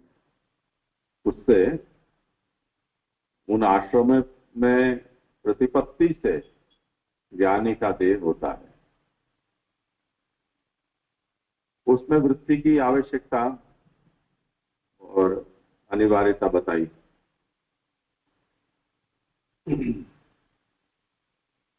उसी के साथ साथ सभी आश्रमों के क्या कर्तव्य हैं, क्या वृत्तियां हैं, वो समझाई। और परधर्म का आचरण न करते हुए स्वधर्म में ही निष्ठाशील रहना चाहिए, ये बताकर सभी आश्रम सबके लिए तो है नहीं, हम जानते हैं। तो जिसकी जिस आश्रम तक गति है उसे उस आश्रम तक क्रमशः जाना चाहिए। ऐसा करने से उत्तरोत्तर धर्मेषु निष्ठायाम अधिकम फलम, उत्तरोत्तर आश्रम में निष्ठा होगी तो अधिक फल होगा। ऐसे को यदि भगवान में भक्ति हुई तो उसका तिरोधान नाश होगा, ब्रह्म भाव सिद्ध होगा। तो ये जो बात कही जा रही है वो केवल सन्यासी के लिए तो है नहीं, सभी के लिए है। सन्यासी होगा तो सन्यासी, नहीं होगा तो वानप्रस्थ या गृहस्थ या केवल ब्रह्मचारी होगा। उन सभी को यदि अपने आश्रम धर्म के प्रभाव से उसके अंदर भगवत महात्म्य ज्ञान स्फुरित हुआ और परम प्रेम भगवान में हुआ तो उसका अधिकार और उन्नत हुआ। इसलिए पुरुषोत्तम जी समझा रहे हैं कि ये जो बातें कही जा रही है वो एकादश स्कंद में भगवान ने ये जो कहा है कि एवं धर्म ही मनुष्याणाम उद्धवात्मनिवेदिनाम मयि संजायते भक्ति पुण्योर्ध्वस्यावशिष्यते। ये वर्णाश्रम धर्म का यथोक्त विधि से पालन करने के कारण जो भगवान में भक्ति होती है उससे उसके बाद उसको और कौन सा पुरुषार्थ ऐसा बच जाता है कि जो प्राप्त करना रह गया। तो ये जो पूरा प्रकार बताया गया है वो वर्णाश्रम धर्म भक्ति जनक होते हैं, क्योंकि भक्ति हेतु निर्णय ग्रंथ में पूर्व पक्षतया जिसको बताया गया है, भक्त्या संजातया भक्त्या, भक्ति से पैदा होती भक्ति। तो ये वर्णाश्रम धर्म भगवत धर्मतया उन वर्णाश्रम धर्मों का पालन करोगे तो वो भगवत धर्म रूप वर्णाश्रम आपके भीतर भक्ति जनक होंगे। ये साधन दीपिका में भी श्री गोपीनाथ प्रभु चरणों ने ये बात कही है, इसलिए इन सब का पालन बहुत आवश्यक है। वो यही बात है जो श्री महाप्रभु भी यहाँ आज्ञा कर रहे हैं कि इस तरह से भक्ति जनकता वर्णाश्रम धर्म में होती है। अब ये और बात है कि वो भक्ति स्वतंत्र भक्ति नहीं है, मर्यादा भक्ति कही जाएगी, साधन भक्ति कही जाएगी, भले ही कही जाएगी, पर उससे ब्रह्म भाव प्राप्ति ये फल तो उसका है ही। और केवल साधन रूप से वर्णाश्रम का पालन करना उसके बजाय वर्णाश्रम को भगवत धर्म समझकर भक्ति जनक समझकर उसका पालन करना ये तो अच्छा दृष्टिकोण है। शुष्क कर्मवादी होने के बजाय ये अच्छा दृष्टिकोण है। इसलिए पुरुषोत्तम जी कहते हैं कि एवं वैदिक साधना नाम क्रम मुक्ति रूपम फलम उपसंहृतम।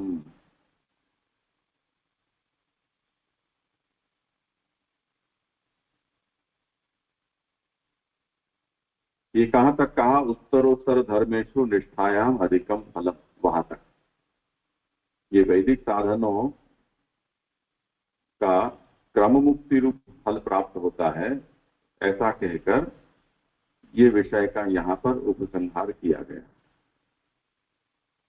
मूल में कारिका उत्तरोत्तर धर्मेषु निष्ठायाम अधिकम फलम, और प्रकाश में एवं उत्कर्ष प्रकरणे स्वाश्रम धर्म सहित ज्ञानानां मध्ये चतुर्थस्य उत्कर्ष उक्तो भवति। यहाँ एक वैदिक प्रकार साधन से लेकर फल पर्यंत क्या है वो एक विषय पूरा हुआ। उसके बाद ततोपि उत्कर्षम आह सत्य चेत परमा भक्ति ही तिरोधानम भविष्यति। अब ये विषय बदल गया, स्वयं ही आज्ञा कर रहे हैं, उससे भी अब ज्यादा उत्कर्ष की बात हम बता रहे हैं। वो क्या?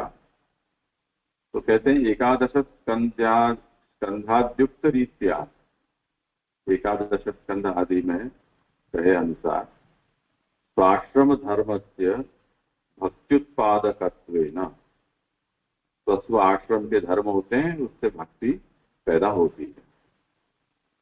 भगवत धर्मत्वे केवल ज्ञान सहिता तस्माद उत्कर्षम आह। इसलिए ये स्वाश्रम धर्म है वो भी भगवत धर्म रूप होते हैं। इसलिए जो केवल ज्ञान सहित इन आश्रम धर्मों का पालन किया जाता है उसके बजाय भगवत धर्म रूप जानकर यदि इन आश्रम धर्मों का पालन किया जाएगा तो उसका उत्कर्ष पूर्व में कहे वैदिक प्रकार से भी अधिक हो जाएगा। इसलिए तस्य चेत परमा भक्ति ही तिरोधानम भविष्यति। ऐसे अधिकारी को, यानी जो वैदिक प्रकार से जीवन जी रहा है, उसे यदि परमा भक्ति होती है इस भगवत धर्म रूप वर्णाश्रम धर्म और वैदिक धर्म का पालन करने के कारण, तो वो भक्ति उसके तिरोधान का नाश करने वाली, यानी आनंद अंश का प्राकट्य करने वाली हो जाएगी। इनमें दोनों बातें आवश्यक मानी गई हैं, केवल भक्ति भी नहीं, केवल आश्रम धर्म भी नहीं, आश्रम धर्म पूर्वक भक्ति। अब देखो ध्यान से, हम ये कहें कि भी चलो ये मर्यादा भक्ति है, तो महाप्रभु भक्तिवर्धिनी में ही तो बीज दाढ़ प्रकारस्तु गृहे स्थित्वा स्वधर्मतः, यही तो आज्ञा करते हैं। इसी तरह साधन प्रकरण में भी यदि हम देखेंगे तो स्वधर्माचरणम शक्त्या विधर्माच निवर्तनम, ये आज्ञा कर ही तो रहे हैं।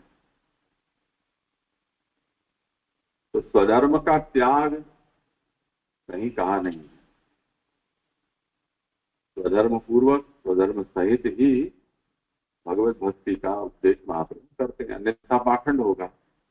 जो बालबोध ग्रंथ में कहा है कि स्वधर्मम अनुतिष्ठन वही भारत वही गुण्य मन्य था, वो बात शुरू से चली आ रही है, कहीं महाप्रभु ने इस बात को छोड़ा नहीं, क्योंकि अन्यथा पाखंड मार्ग होना ही है। क्योंकि हम लोग तैयार बैठे हैं इसके लिए, एक बार कह दो अपने मुंह से, आज्ञा दे दो, तो ये छोड़ा। वैसे तो छोड़ के ही बैठे हैं और ऑफिशियली छोड़ देंगे। जैसे काठियावाड़ियों ने श्राद्ध छोड़ दिया, क्योंकि दामोदर दास जी का श्राद्ध गुसाई जी ने कर दिया था, उसमें अब अनंत काल तक जितने भी कुट्टी मार्गी हैं उनके सबके माँ बाप का श्राद्ध हो चुका, तो अब श्राद्ध की जरूरत नहीं है, तो उन्होंने श्राद्ध का श्राद्ध कर दिया।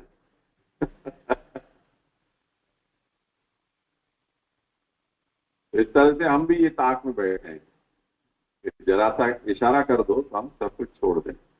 यानी अब छोड़ने में बचा तो केवल सूतक पिंड हुए, और कुछ बचा नहीं है। वो भी बहुत कुछ छूट चुका है, कहने भर का रह गया है, नाम देने के लिए क्या सूतक है या पिंड है, और तो कुछ छूटा नहीं है, मतलब छोड़ना बाकी नहीं रहा है। तो पंचयज्ञ में से कौन से यज्ञ हम करते हैं? एक भी यज्ञ नहीं करते हैं। संस्कार में से कौन सा करते हैं? एक बांगड़ा वाला करते हैं, बल्ले बल्ले करते हैं बस, विवाह का। वो तो क्योंकि हमको करना है इसलिए करते हैं, उसमें विधि की कोई आग्रह हमारे मन में नहीं है। बिना विधि के होता हो, कोई कहे तो ठीक है। अपने यहाँ एक लाला जी का परिवार है सौराष्ट्र में ही, पंडित को नहीं बुलाते हैं, कोई वैदिक विधि नहीं करते हैं, क्योंकि महाप्रभु जी को बीच में सिंहासन विराजते हैं, उनके फेरे लेते हैं, अग्नि स्वरूप है। उन्होंने वो सब विधि छोड़ दी है।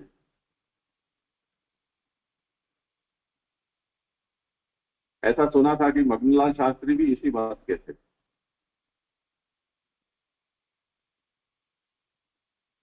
तो अच्छे अच्छे लोगों को कुछ कुछ बातें ऐसी दिमाग में बैठ जाती हैं, समझ में नहीं आता है कि ये बुद्धि उनको कहाँ से सूझी, कौन से वचन से आई।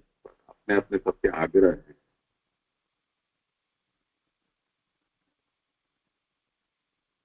इन दिनों में जैसे नया घर कोई बनाते हैं तो लोग पूछते हैं कि वास्तु कराए कि न कराए। खर्चा बचाने के लिए पूछते हैं या कोई दूसरी बात है ये पता नहीं है, तो पूछते हैं ऐसा कि ठाकुर जी पधरा भी देश न चले। अब वहां उनको परम पुष्टि याद आती है। अरे भाई, तब तुम्हारे घर में नया घर बन रहा है, तब तुमने जो कुछ खर्चा किया होगा, जाति परिवार आस पड़ोस को तो तुम बहुत खवाओगे पिवाओगे। तो एक ब्राह्मण को कुछ 5-10 हजार रुपया दक्षिणा मिल जाए इस निमित्त, तो उसमें तुम्हारा क्या कम हो जाएगा। वही कर्म की बलि क्यों चढ़ा रहे हो? लौकिक तो सब करना है। अब जरूरी है कि नहीं, हो सकता है कि नहीं हो सकता है, इस विचार से देखा जाए तो कुछ भी नहीं करना है, कुछ भी होने लायक बचा नहीं है। पर फिर भी जो कुछ भी किया जा सकता वो करना चाहिए। उसमें लोभ क्यों करते हो? क्योंकि ठाकुर जी को अगर पधराना है तो अपने यहाँ की परंपरा ये है कि भौतिक शुद्धि होने के बाद अगर आध्यात्मिक शुद्धि भी संभव हो तो आध्यात्मिक शुद्धि करने के बाद ठाकुर जी पधराएं तो परम शुद्ध हो। तो अशुद्ध घर में क्यों ठाकुर जी पधराना? यानी कूड़े करकट में आपने ठाकुर जी को पधरा दिया सफाई के लिए, कि वास्तु के स्थान पर ठाकुर जी की पधरा। तो वो विधि है, वो तो प्रायश्चित की विधि है। भूमि को जो कष्ट हुआ है या जो जीव हिंसा हुई है उसके निवारण के लिए ये कर्म किए जाते हैं। अगर ठाकुर जी को पधरा कर आपने उस कर्म को ठाकुर जी को पधराने से मान लिया है, तब तो आपने ठाकुर जी को और नीचे पटक दिया, यानी झाड़ू वाला ही माना ठाकुर जी को। तो ऐसा क्यों करना चाहते हो? पहले ठाकुर जी को पधराने से पहले जो भी शुद्धि हो सकती हो करो, थोड़ा खर्चा और करो। अब तो लोन एक फोन पर मिल जाती है। बैंक वाले तो बैठे ही रहते हैं, मांगने नहीं जाओ तो सामने से आके दे जाते हैं लोग, तो दरवाजे पे पटक के चले जाते हैं कि लो आप रोको। एक आध लोन उसके लिए भी दे दो। तो अब देखो तात्पर्य ये है, छोड़ने हम बैठे हैं, जरा सा इशारा चाहिए, नहीं करो तो चलेगा। फिर उसके नाम पे बेचारे को बदनाम कर देते हैं, आमड़े आम चीज हो। आपको ये करना था और वो आज्ञा आपने उसके मुंह से निकलवाई, क्यों नहीं बोलते हो? बड़े होशियार हैं सब।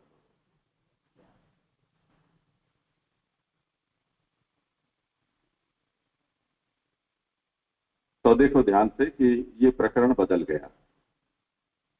इसलिए पुरुषोत्तम जी ने इसको समझाया कि एकादश स्कंध में जो भगवान ने ये कहा है कि एवं धर्मे मनुष्याणाम उद्धवात्म निवेदिनाम मई संजायते भक्ति पुण्योर्त्वस्यावशिष्यते। तो वो ये वर्णाश्रम धर्म है, वो भक्ति जनक होते हैं, इसलिए वो भी भगवत धर्म रूप है। तो ऐसे भगवत धर्म रूप वर्णाश्रम धर्म से जिसके आपके पालन से जिसके अंदर भक्ति प्रबल हुई है, वो उसके आनंदांश के तिरोधान का नाश करने वाली यानी ब्रह्म भाव प्राप्त कराने वाली हो जाएगी। तथा सत्यायम अर्थः। अब देखो, तो आश्रमाचार सहित, अपने आश्रम के आचार सहित, ब्रह्मानुभव सहित,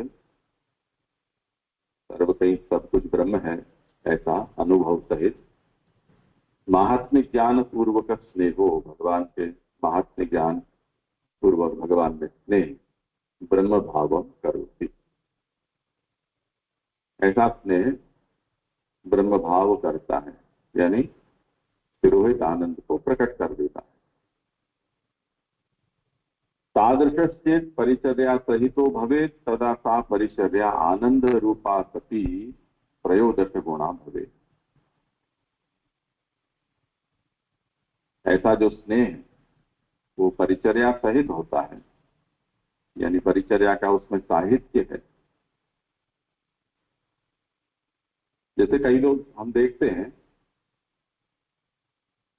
अभी हम एक शंकोद्धार गए, वहां का एक तनकी ब्राह्मण है,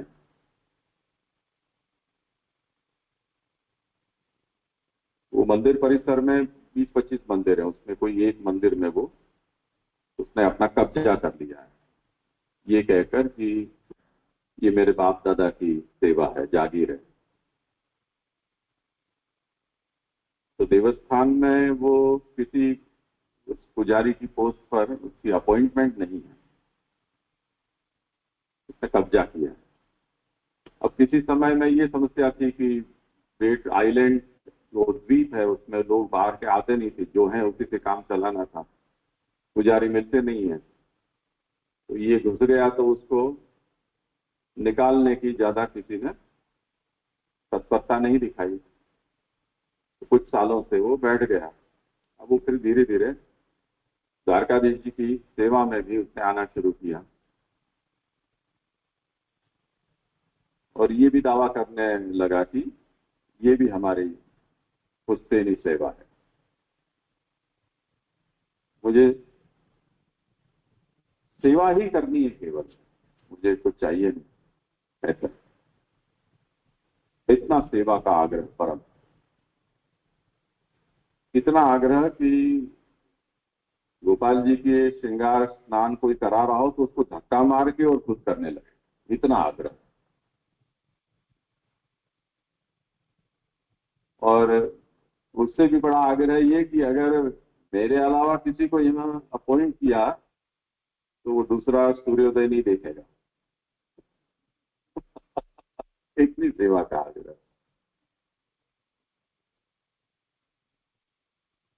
अब सेवा का आग्रह हो जाता है, ऐसा करना ही है, मन में पता नहीं क्या जो भावना हो। तो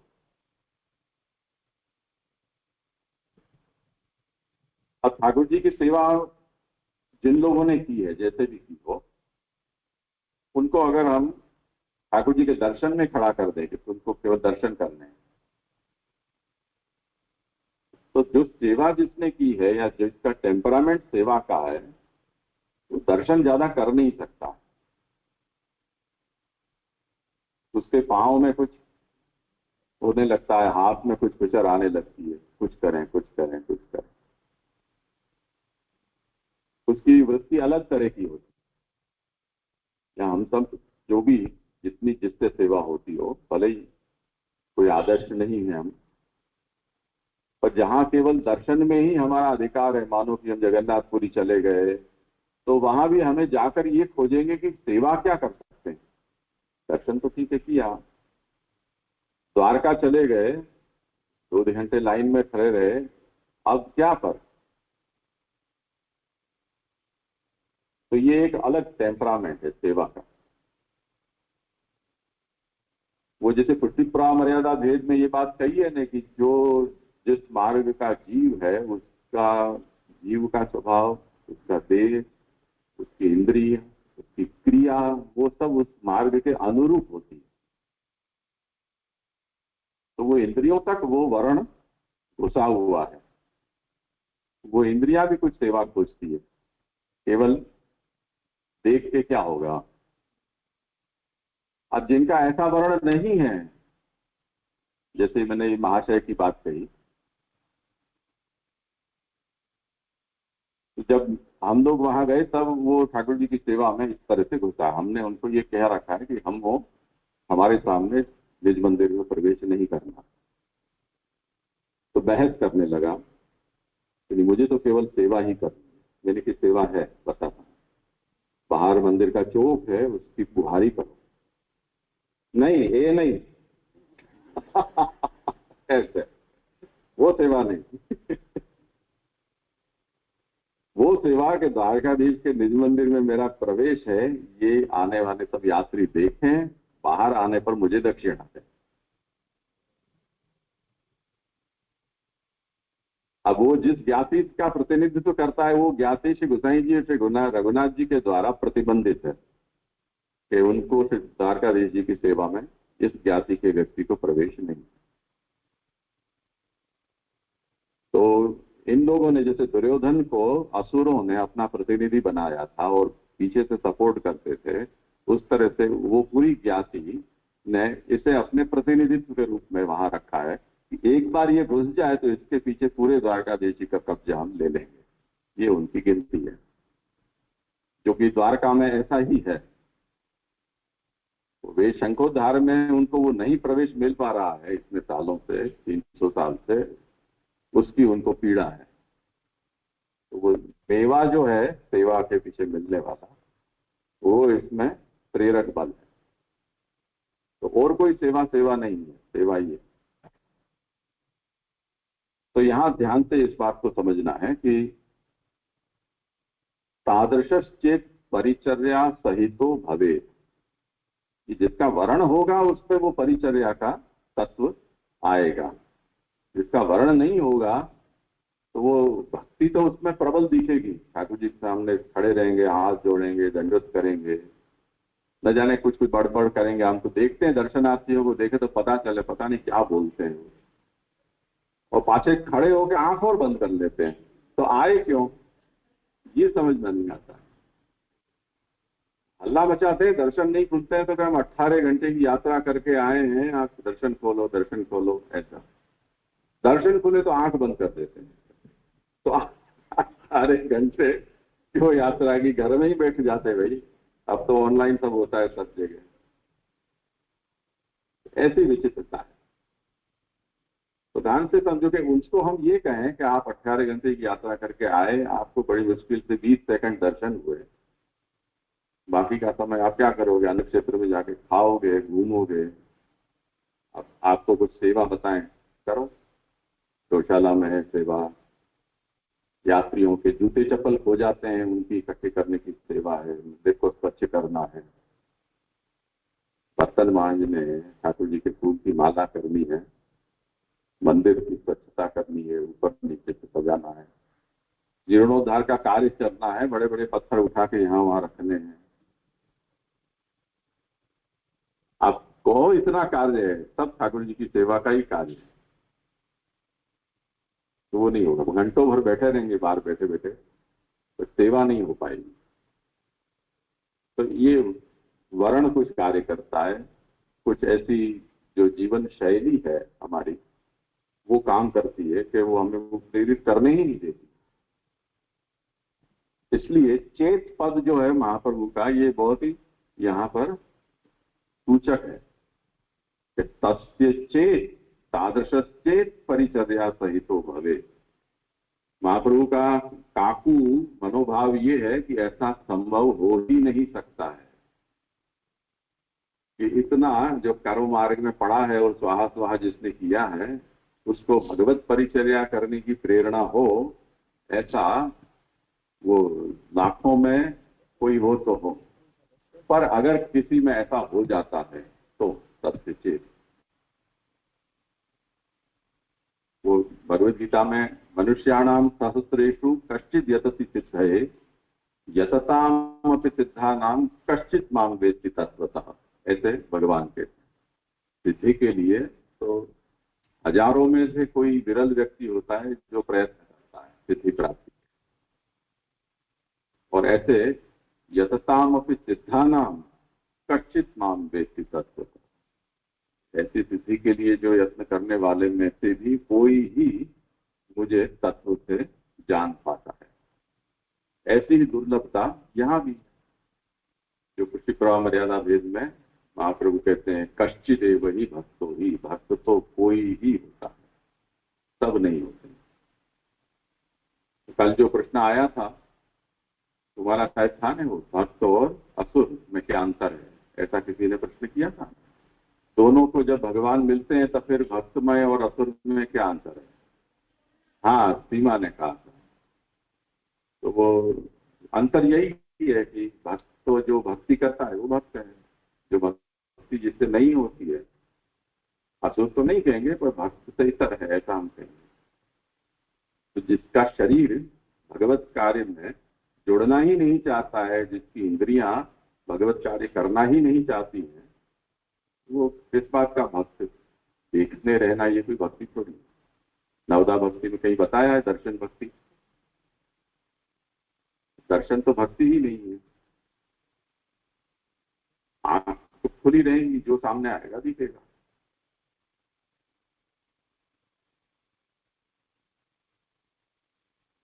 ये भक्ति में वर्ण है, पर ऐसा वर्ण है महात्म्य ज्ञान तो आएगी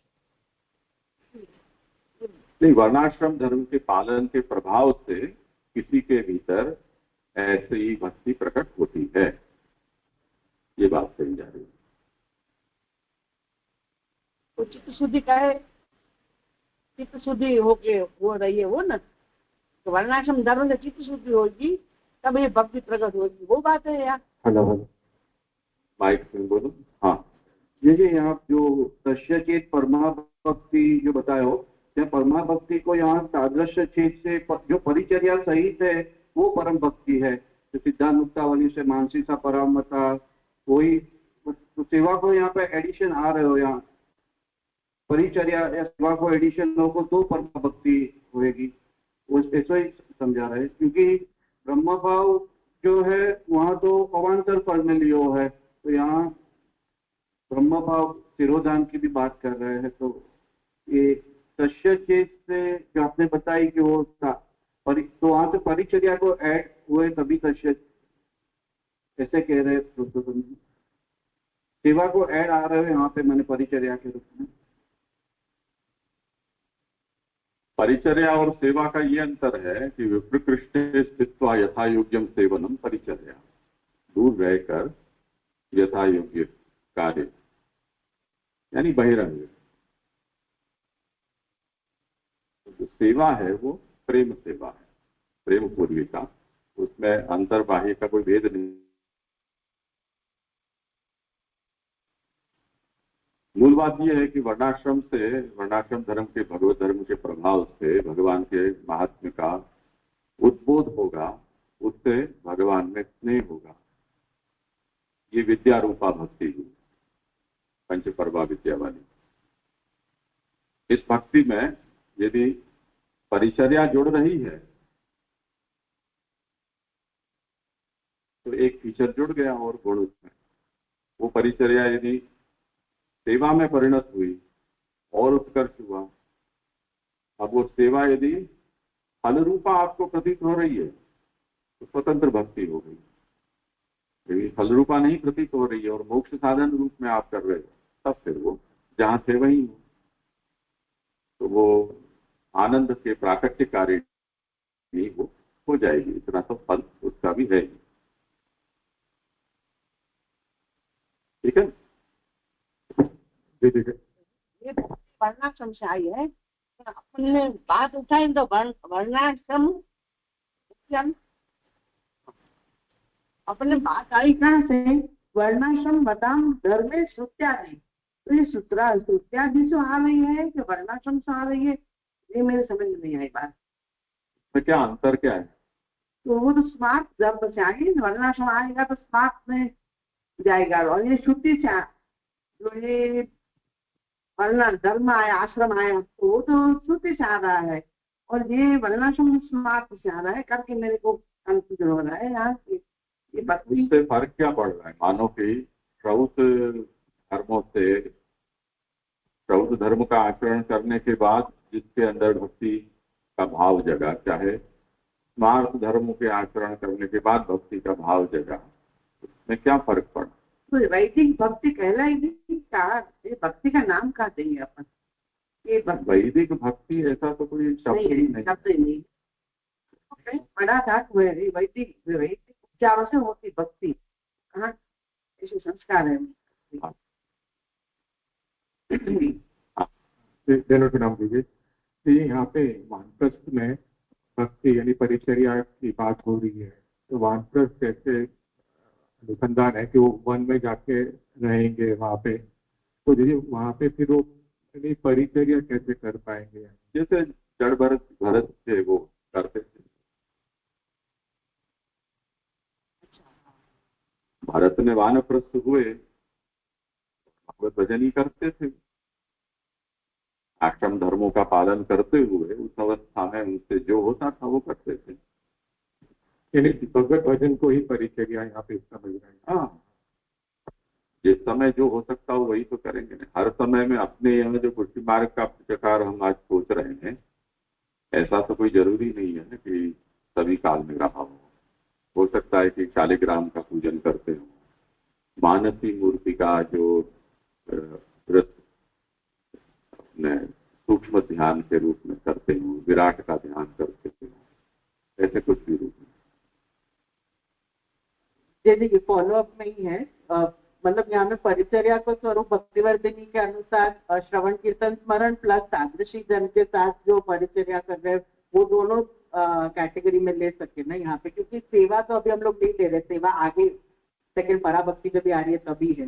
इस परिचर्या को ले तो वहां तक स्वीकार कर सके भक्तिवर्धिनी के अनुसार। नहीं ऐसा उससे इसका कोई लेना देना नहीं। अच्छा, हाँ, ये परिचर्या का मतलब बहिरंग ही है या पूजा रूप, ऐसा समझ। अच्छा, पूजा रूप। जैसे यहाँ पे जो ये स्वरूप बता रहे हो, ये भक्ति की बात जो आई, तो इसको हम वो जो ज्ञानी भक्त है उससे वो कॉन्टेक्स्ट में ले सकते हैं कि वहाँ पे भी जो ज्ञानी है उसमें से कोई की जो प्रभु की कृपा होगी वो भक्त होएगा, और यहाँ पे जो वर्णाश्रम धर्म से आगे बढ़ रहे हैं तो उसमें से भी कोई ऐसा है कि जो जिसको वो भक्त में कन्वर्ट होएगा, तो ये कुछ कंपैरिजन हो सकती है। ज्ञानी भक्त में हमें संन्यास के बाद आगे बढ़ना है उस मार्ग पर, तो उसमें से परिचर्या और सेवा का कोई अवकाश नहीं है। तो यहाँ तो सन्यासी से इतर जो भी है उनकी बात है, तो उतना भेद उसमें समझ रहा हूँ। ये खाली एक मतलब एक क्वेश्चन सन्यासी से हुआ, जैसे 84 में 2-3 प्रसंग आते हैं, जैसे नरहरि सन्यास, महाप्रभु जी उनको सन्यास का भी मना करके सन्यास करके क्या हो, तो एक तरह से तो ये वर्णाश्रम, क्योंकि वो सन्यास धर्म फिर ऐसा आता है प्रसंग में, वार्ता प्रसंग में, जो उन्होंने ये सब जटा त्याग की और फिर वो भगवत सेवा में प्रभु, भले उन्होंने सन्यासी में ही जीवन जिया, लेकिन भगवत सेवा में तो जो भी सन्यासी पूरे धर्म है जो वर्णाश्रम धर्म के पूर्व, उसका तो त्याग होगा ही थोड़ा कुछ अंशों में, अगर मेरी समझ सही है, शायद ना हो तो वो तो हमने उसका उल्लंघन करके भक्ति में आए, ऐसा क्योंकि प्रसंग में तो सीधा ऐसा आता है कि भाई ये सन्यासी से क्या मिलने वाला है, भक्ति है। ऐसे गोपालदास जटाधारी की वार्ता में भी आता है कि ठाकुर जी को पंखा की सेवा करते थे, उन्होंने तो वो धर्म मतलब जो आगे वर्णाश्रम धर्म की परंपरा है वो सन्यास से वापिस भी आए, ऐसे भी एक दो प्रसंग। और वो महाप्रभु जटाधारी तो सन्यासी थे कि नहीं ये हमें पता नहीं है, मुझे तो अनुसंधान नहीं है ऐसा उल्लेख आता हो।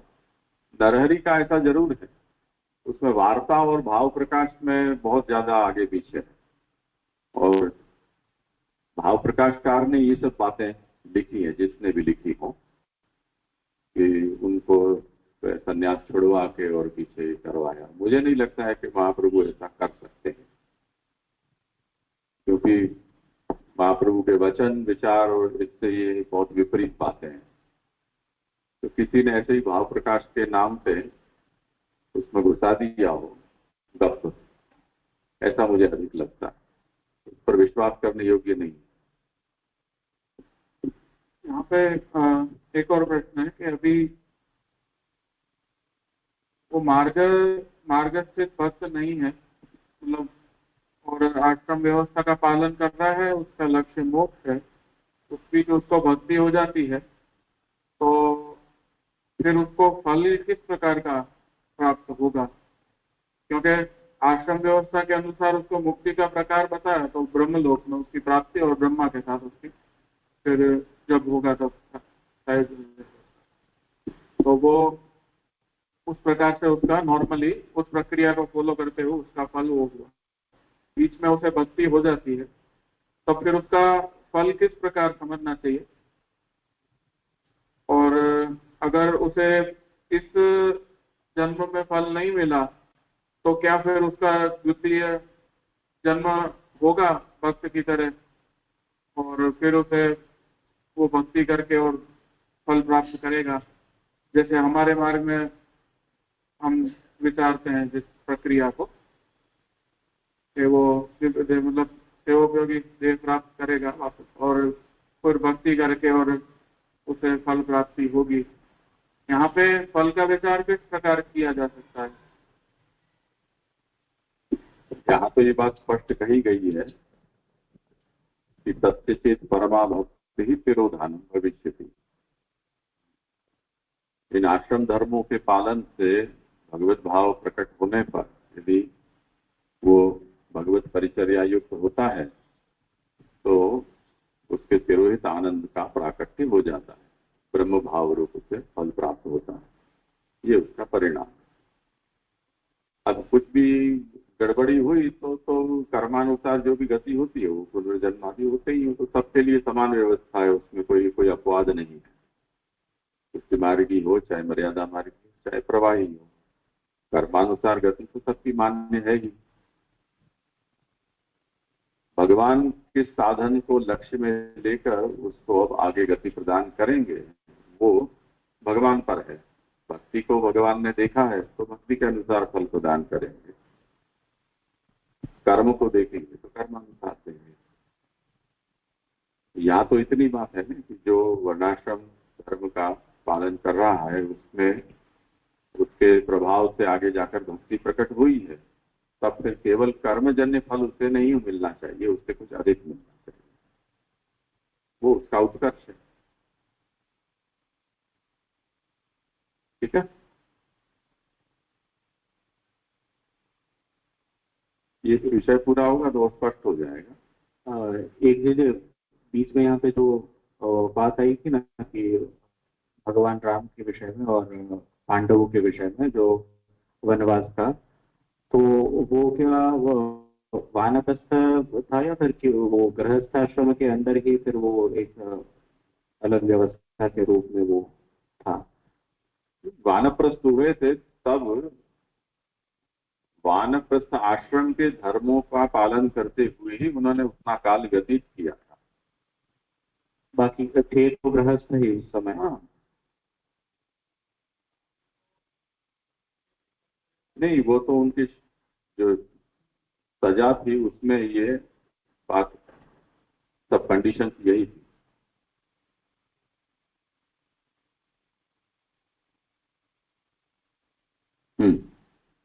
तो स्वाश्रमाचार सहित ब्रह्मानुभव सहित महात्म्य ज्ञान पूर्वक स्नेहो ब्रह्म भावम करोति। अपने आश्रम के धर्मों का पालन करते हुए ब्रह्म भाव होने पर महात्म्य ज्ञान पूर्वक स्नेह प्रभु में होता है तो उससे ब्रह्म भाव प्रकट हो जाता है, सिद्ध हो जाता है। तादृशश्चेत परिचर्या सहितो भवे तदा सा परिचर्या आनंद रूपा सती त्रयोदश गुणा। ऐसा जिसको ब्रह्म भाव तक जो पहुंच चुका है वो जब भगवान की परिचर्या भी करने लगता है तब फिर वो परिचर्या आनंद रूपा हो जाती है। उस स्थिति में वो त्रयोदश गुणा हो जाती है, यानी उसमें 13 गुण या जो 13 साधन उसने किए हैं उन सब का प्रभाव एक साथ प्रकट हो जाता है।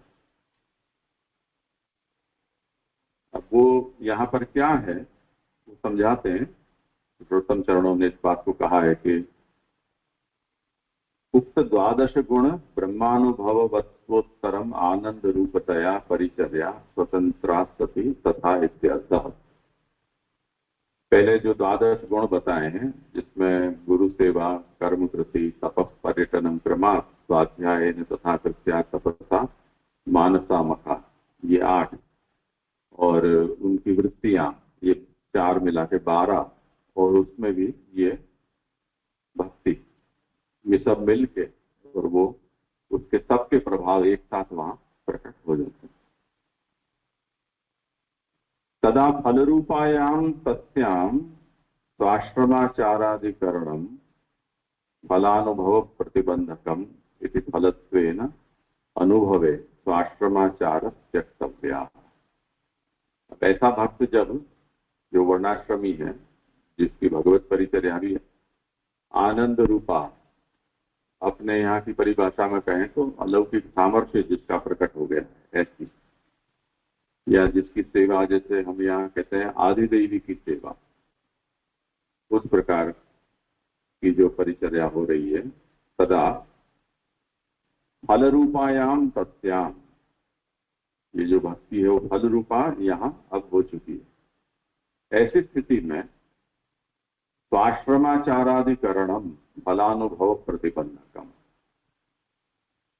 इस अवस्था पर जिसकी भक्ति पहुंची है उसको अपने आश्रम धर्मों का पालन करना वो भक्ति के फल के अनुभव में प्रतिबंधक होने लगेगा। इसलिए जब भक्ति फल रूप में अनुभव में आने लग जाती है, उस अवस्था पर स्वाश्रमाचारा त्यक्तव्या, ऐसा जो व्यक्ति है वो अपने आश्रम धर्मों का आचार छोड़ सकता है या छोड़ देना चाहिए। यथा ब्रह्म भावम गतस्य, आश्रमाचार कैसे छोड़ सकते हैं? तो कहते हैं कि जिस तरह से जिसे ब्रह्म भाव सिद्ध हो गया है, प्राप्त हो गया है, वो जिस प्रकार से आश्रमाचारों को छोड़ देता है, उस तरह से जिसकी भक्ति फल रूपा हो चुकी है वो भी अपने आश्रमाचारों को छोड़ सकता है। अन्यथा कर्तव्य, यदि भक्ति इस अवस्था पर नहीं पहुंची है तब तो फिर आश्रमाचारों का पालन करना चाहिए। इसी निष्कर्ष, ये इसका निष्कर्ष। तो अब हमारे लिए, इन सबको लिए महाप्रभु का ये बहुत स्पष्ट आदेश है कि ये तो मर्यादा भक्ति में भी ये बात कही गई है, इसी तरह जो पुरुष भक्ति संप्रदाय का अनुसरण करते हैं उन सब के लिए भी यही नीति है। एवं फल प्रकरणे ताम सामान्य तो निरूप्य विशेष तो निरूपणा भावे हेतु माह। अब ये जो बातें हैं वो भक्ति और उसके फल, उसके संबंध में ये जो फल प्रकरण चल रहा है उसमें सामान्यतया निरूपण किया है। इसका और अधिक विस्तार करना चाहिए था। तो महाप्रभु कहते हैं कि भक्ति स्वतंत्रा शुद्धा च दुर्लभा इति नसा उच्यते। स्वतंत्र शुद्ध जो भक्ति है वो तो दुर्लभ है, इसलिए उसके विषय में मैं यहाँ पर अधिक विस्तार नहीं करना चाहता हूँ। संति ब्रह्म भावम प्राप्ता न तो एतादृशा भक्ता इति। दुर्लभ कहा, इसका मतलब ये है कि ब्रह्म भाव प्राप्त जिसको है, ऐसे तो बहुत मिल जाएंगे, गली गली मिल जाएंगे, परंतु यहाँ जिनका महिमा जिनकी गाई जा रही है, ऐसे जो स्वतंत्र भक्त हैं वो तो बहुत दुर्लभ है। इस अभिप्राय से ये बात कही गई है। तो इस तरह से यहाँ ये प्रकरण का समापन होता है। अब यहाँ पर परम भगवत शास्त्रे सर्वोत्तमत्वेन निरूपितम इत्याह। यद्यपि ये दुर्लभ है, स्वतंत्र शुद्ध अथवा जिसका पूर्व में निरूपण किया कि ब्रह्म भाव जैसे सिद्ध होगा, इस प्रकार का परम प्रेम जिसमें प्रकट हो गया है, परिचर्या सहित उसे फल रूप जानकर जो कर रहा है, ऐसा यद्यपि दुर्लभ है परंतु भगवत शास्त्र में उसे सर्वोत्तम कहा गया है इस कल्प को। उस बात को आज्ञा करते हैं कि अयम ही सर्वकल्पानाम उत्तम परिकीर्तितः। ये कल्प सभी कल्पों में उत्तम कहा गया है। त्रिषु स्वाश्रम धर्मेषु प्रथमेवा प्रतिष्ठितः। उसकी विवरण करते हैं कि यदि अयम भाव उत्पद्येत तदा कस्मिन् आश्रमे, आप ये बताते हो कि इस प्रकार वर्णाश्रम धर्म का भगवत धर्मत्वेन पालन करने पर भगवत भाव प्रकट होता है, भक्ति का संचार हो जाता है, तब यहाँ तो सभी आश्रमों को एक साथ कह दिया है। कोई ऐसा विधान नहीं है कि कौन से आश्रम में इस प्रकार का आचरण करने पर भगवत भाव प्रकट होगा। तो ये जिज्ञासा होती है कि यदि ये भाव उत्पन्न होता है तो कब होता है, किस आश्रम में, ऐसी जिज्ञासा होती है। तो उसका समाधान करते हैं त्रिषु स्वाश्रम धर्मेषु। ये ब्रह्मचर्य, गृहस्थ और वानप्रस्थी तीनों ही आश्रमों में इस प्रकार का भगवत भाव प्रकट हो सकता है। चतुर्थे इंद्रियाणाम दार्ढ्याभावात्, संन्यास आश्रम में क्यों प्रकट नहीं हो सकता है? तो कहते हैं कि वहां तो क्योंकि लगातार भूखमरा लगा रहता है, तो शरीर मन की इतनी स्वस्थता नहीं रह जाती है।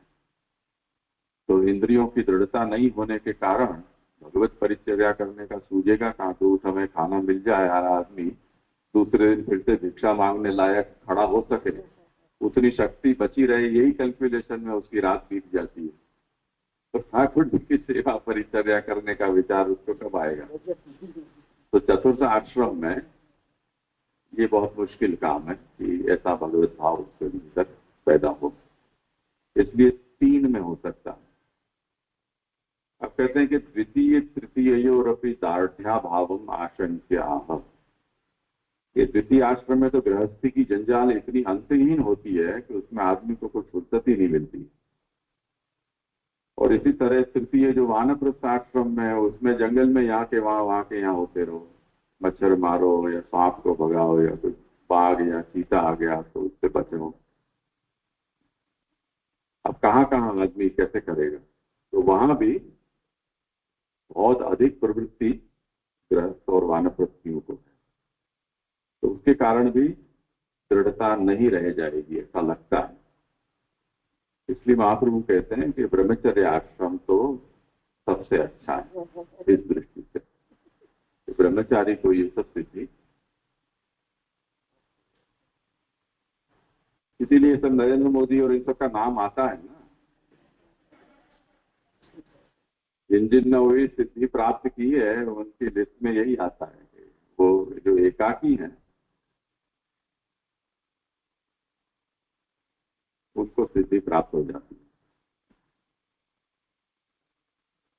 तो इस तरह से ये विषय यहाँ वैदिक मार्ग का निरूपण यहाँ संपन्न होता है। इसके बाद सांख्य योग का विषय आ रहा है, वो थोड़ा विराम देने के बाद फिर बैठेंगे।